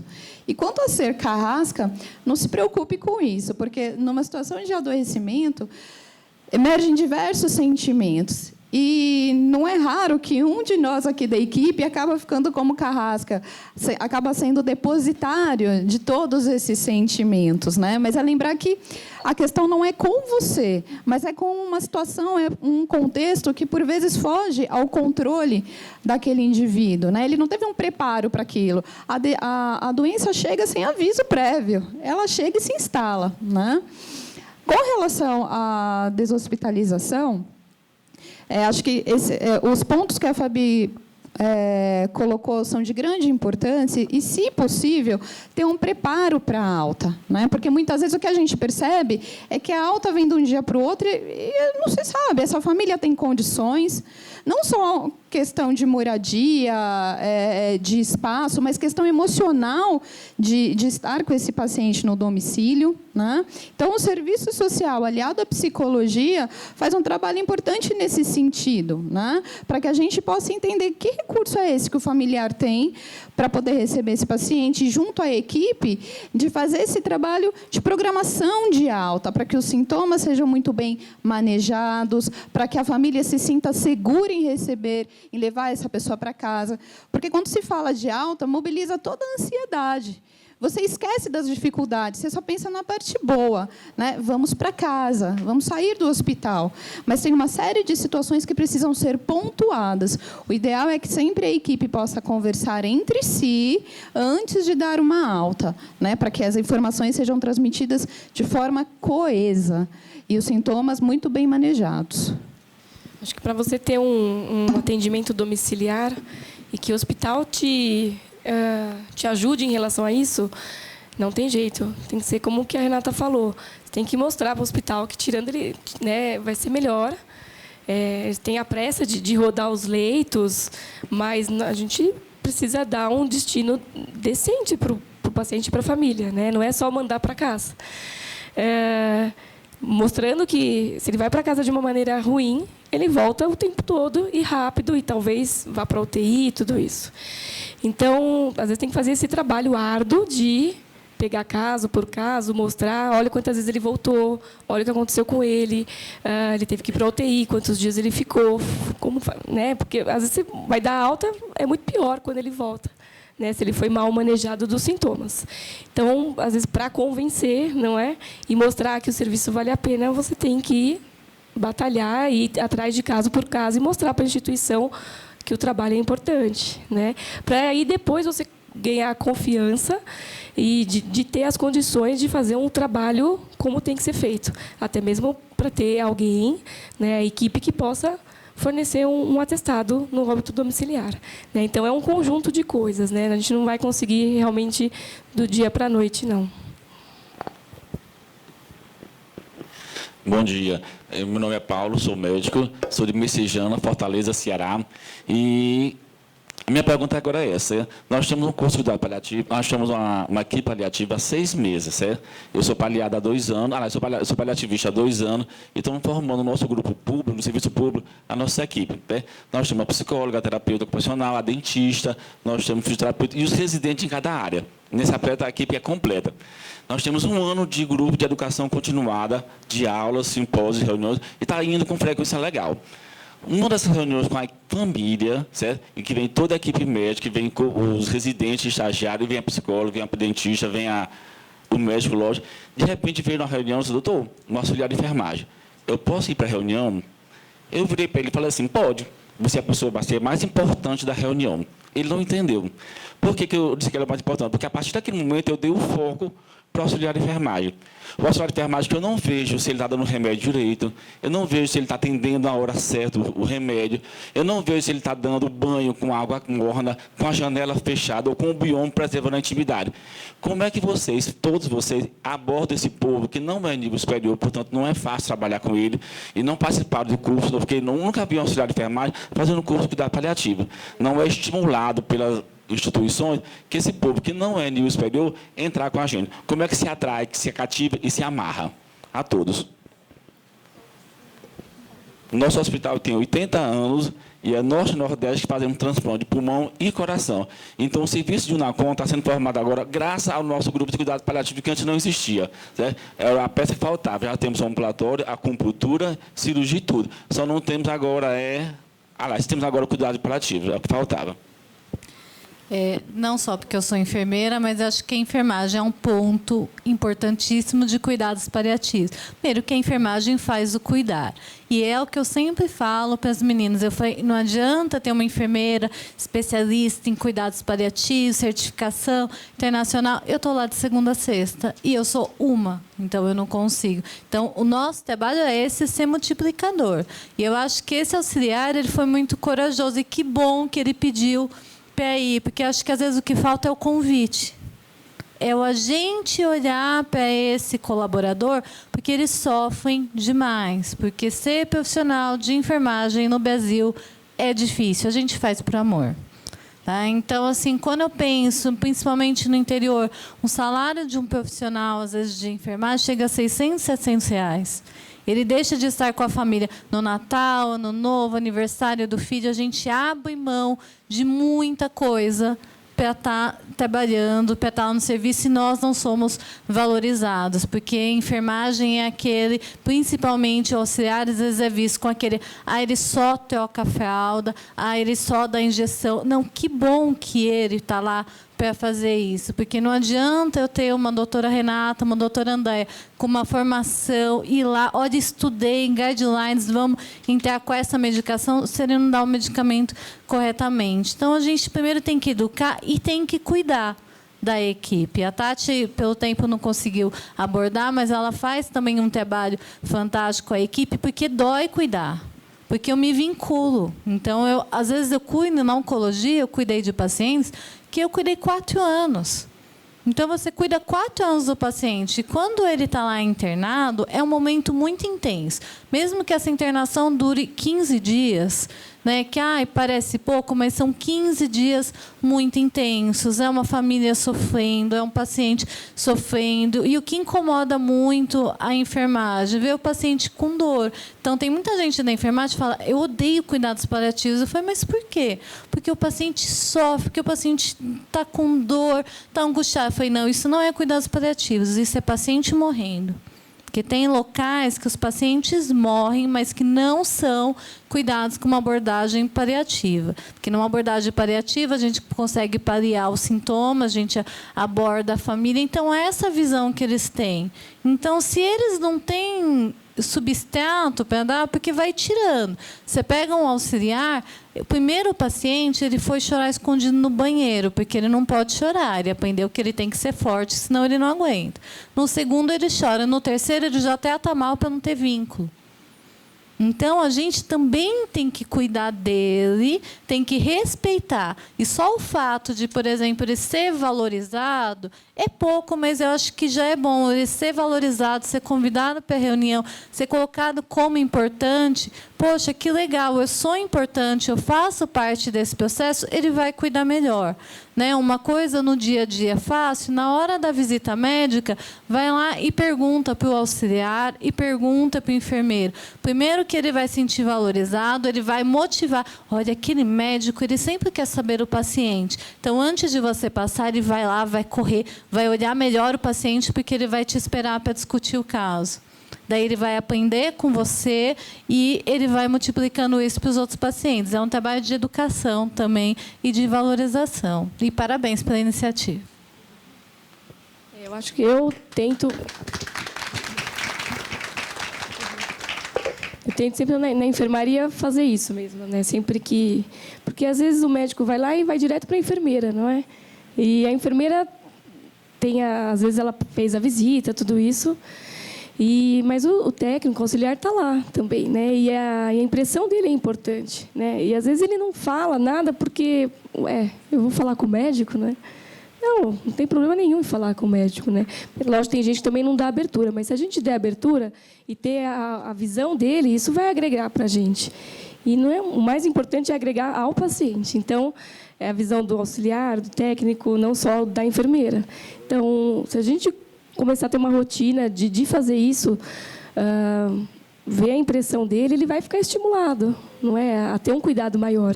E às vezes você chega lá na enfermaria, ele vai até atrás de você, olha, doutora, eu acabei de sair do quarto e tal, e ele está assim, ele vai te ajudar, né? Então ele vai se sentir estimulado. Acho que é um bom começo isso.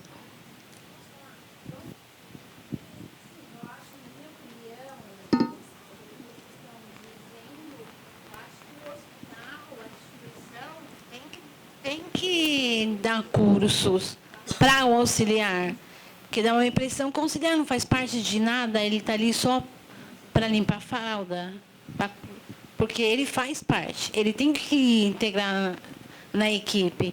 Nós trabalhamos no HU, e o HU dá cursos de cuidados paliativos para todo mundo, para o auxiliar também, para os técnicos de enfermagem. Porque nós fazemos parte, nós somos técnicas lá e nós somos enfermeiras. E nós também participamos dos cursos. E nós também fazemos parte, junto com todos. A gente não é excluídas, nós somos excluídas, porque nós somos auxiliares. Eles dão oportunidade para a gente. Eu acho que o médico e psicólogo e todo mundo, e nós da enfermagem, não só enfermeira, nós também fazemos parte. Sim. Não é? Eu acho que tem que colocar a gente também junto, porque a maior parte do tempo a gente é nós que ficamos. Eu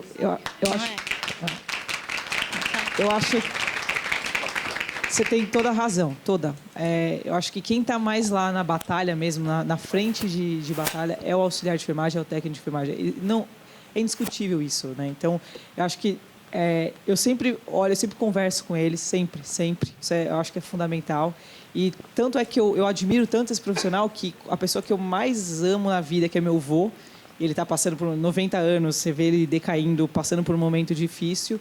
E eu escolhi um auxiliar de enfermagem que eu vi cuidar com amor de um paciente para cuidar do meu avô à noite. Então, isso é um reconhecimento de um profissional que, na minha opinião, é tão importante quanto o médico, é tão importante quanto a enfermeira, quanto a nutricionista, quanto a psicóloga, quanto o assistente social, quanto todo aqui. E é ele que está lá, justamente nos momentos mais difíceis com o paciente. Então, é fundamental. Eu acho que falta realmente e graças a Deus, no HU, lá eles estão fazendo esse trabalho. Eu acho que a gente vai ter que lutar para que todos os hospitais a gente possa fornecer, incluir e fornecer conhecimento ao técnico e ao auxiliar de enfermagem.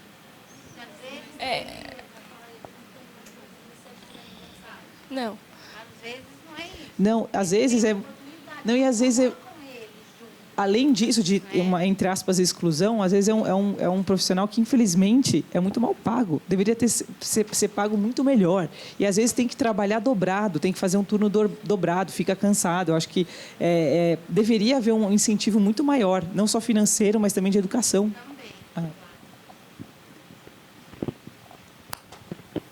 Oi, meu nome é Elaine, eu sou do SENAC.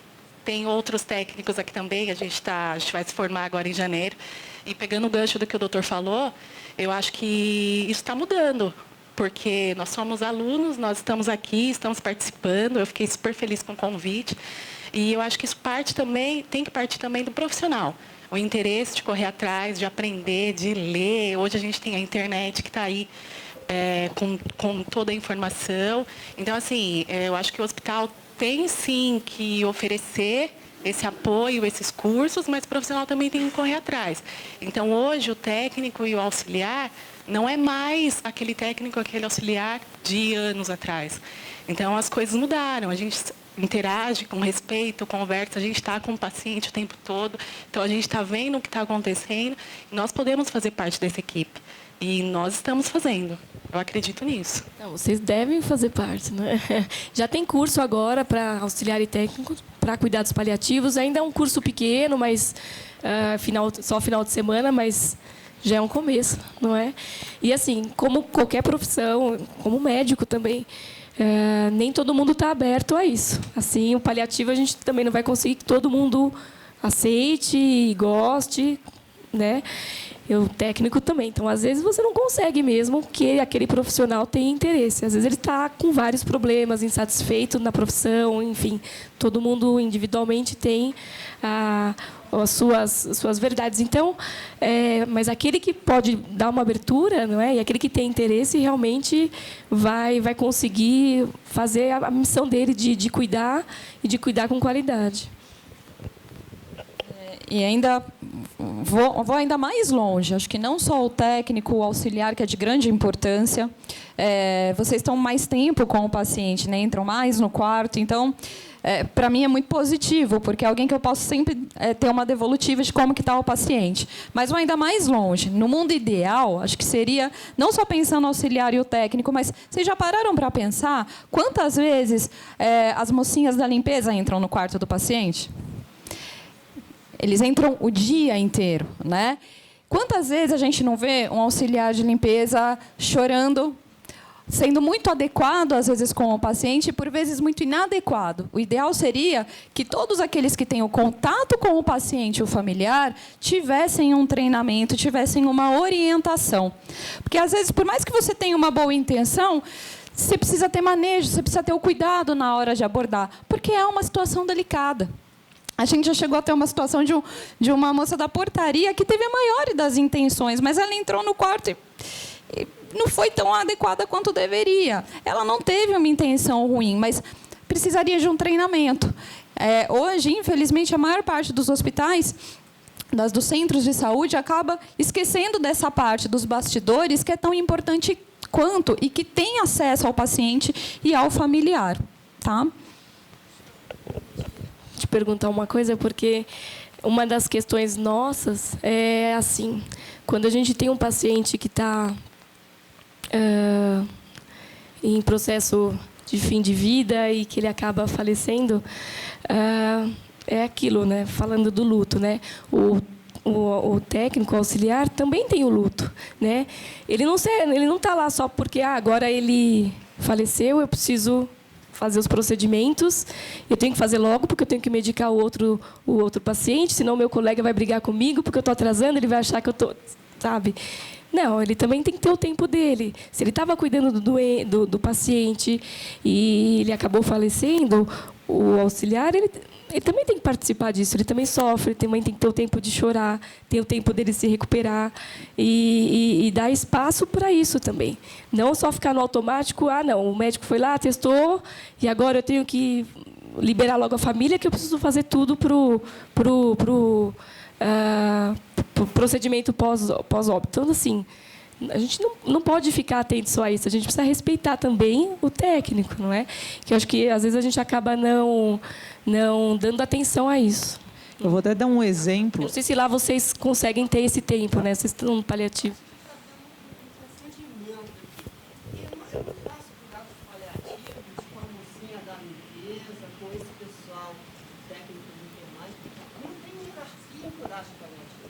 Cuidados paliativos eu faço com todo mundo. Vocês colocaram o conceito de cuidados paliativos aí muito bem. Eu não faço sem família, eu não faço sem cuidador, eu não faço cuidados paliativos com acepção de pessoas. Pelo amor de Deus, gente. E senão a gente não vai avançar. Eu sei que a realidade de vocês é uma realidade privada, que é totalmente diferente da minha, mas a gente precisa avançar. É todos juntos contra o câncer. A gente precisa avançar nessa discussão, pelo amor de Deus. Então, tem carga de preconceito em muitas falas aqui. Pelo amor de Deus, cuidados paliativos é todo mundo junto. Não existe acepção de pessoas. Senão, eu não avanço.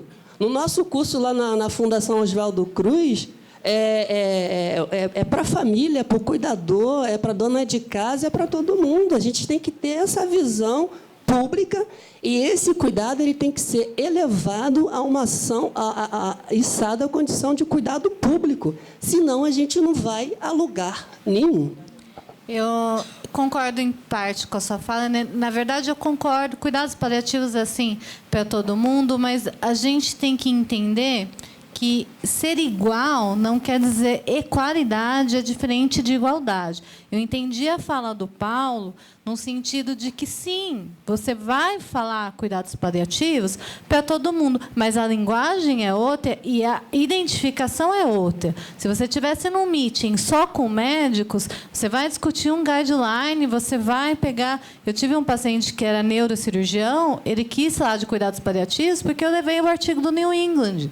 Você vai falar com o auxiliar, com o técnico de enfermagem, o que vai pegar mais é, nossa, o paciente está chorando, o que eu faço? Então, é a individualização. Nisso eu entendi. Não uma questão de preconceito, mas uma questão de que, sim, tem que fazer junto, mas tem que fazer também separado, porque a enfermagem em cuidados paliativos tem uma característica, tem uma demanda, a fisioterapia em cuidados paliativos, cada um na sua especialidade. E Elizabeth Kubler-Ross, que é uma psiquiatra famosa e um grande nome em cuidados paliativos, um dos livros dela, ela relata que ela começou a descobrir a importância da escuta terapêutica com uma faxineira, que ela percebeu que todo mundo que era cuidado naquele quarto morria mais tranquilo. Daí ela foi descobrir que o que tinha diferente naquele quarto? É a aura? Não, era uma faxineira que todo dia se sensibilizava com os pacientes e ia lá. E ela orava com os pacientes, ela tinha esse momento de escuta que a equipe multiprofissional não fazia. Isso já era nos anos 70, 80. Então, a gente tem que dar voz para todo mundo, sim, para perceber, tirar essa parte boa e educar. Todo mundo tem que ser educado, mas todo mundo tem que ser educado. Não adianta colocar todo mundo na mesma sala, porque cada um tem a sua demanda e a sua especialidade, não vai dar certo. Não é questão de tirar e deixar nichos separados, mas assim, a enfermagem, ela tem uma demanda específica que tem que ser trabalhada. E talvez ela se sinta até mais à vontade de conversar com um colega enfermeiro, sente de que a gente tem que valorizar, tem que dar força, tem que dar recursos para que ele não tenha vergonha de ir lá e conversar com o médico, porque será que eu vou falar besteira? Não, porque eu já fui, já eduquei, já conversei, e ele está se sentindo valorizado.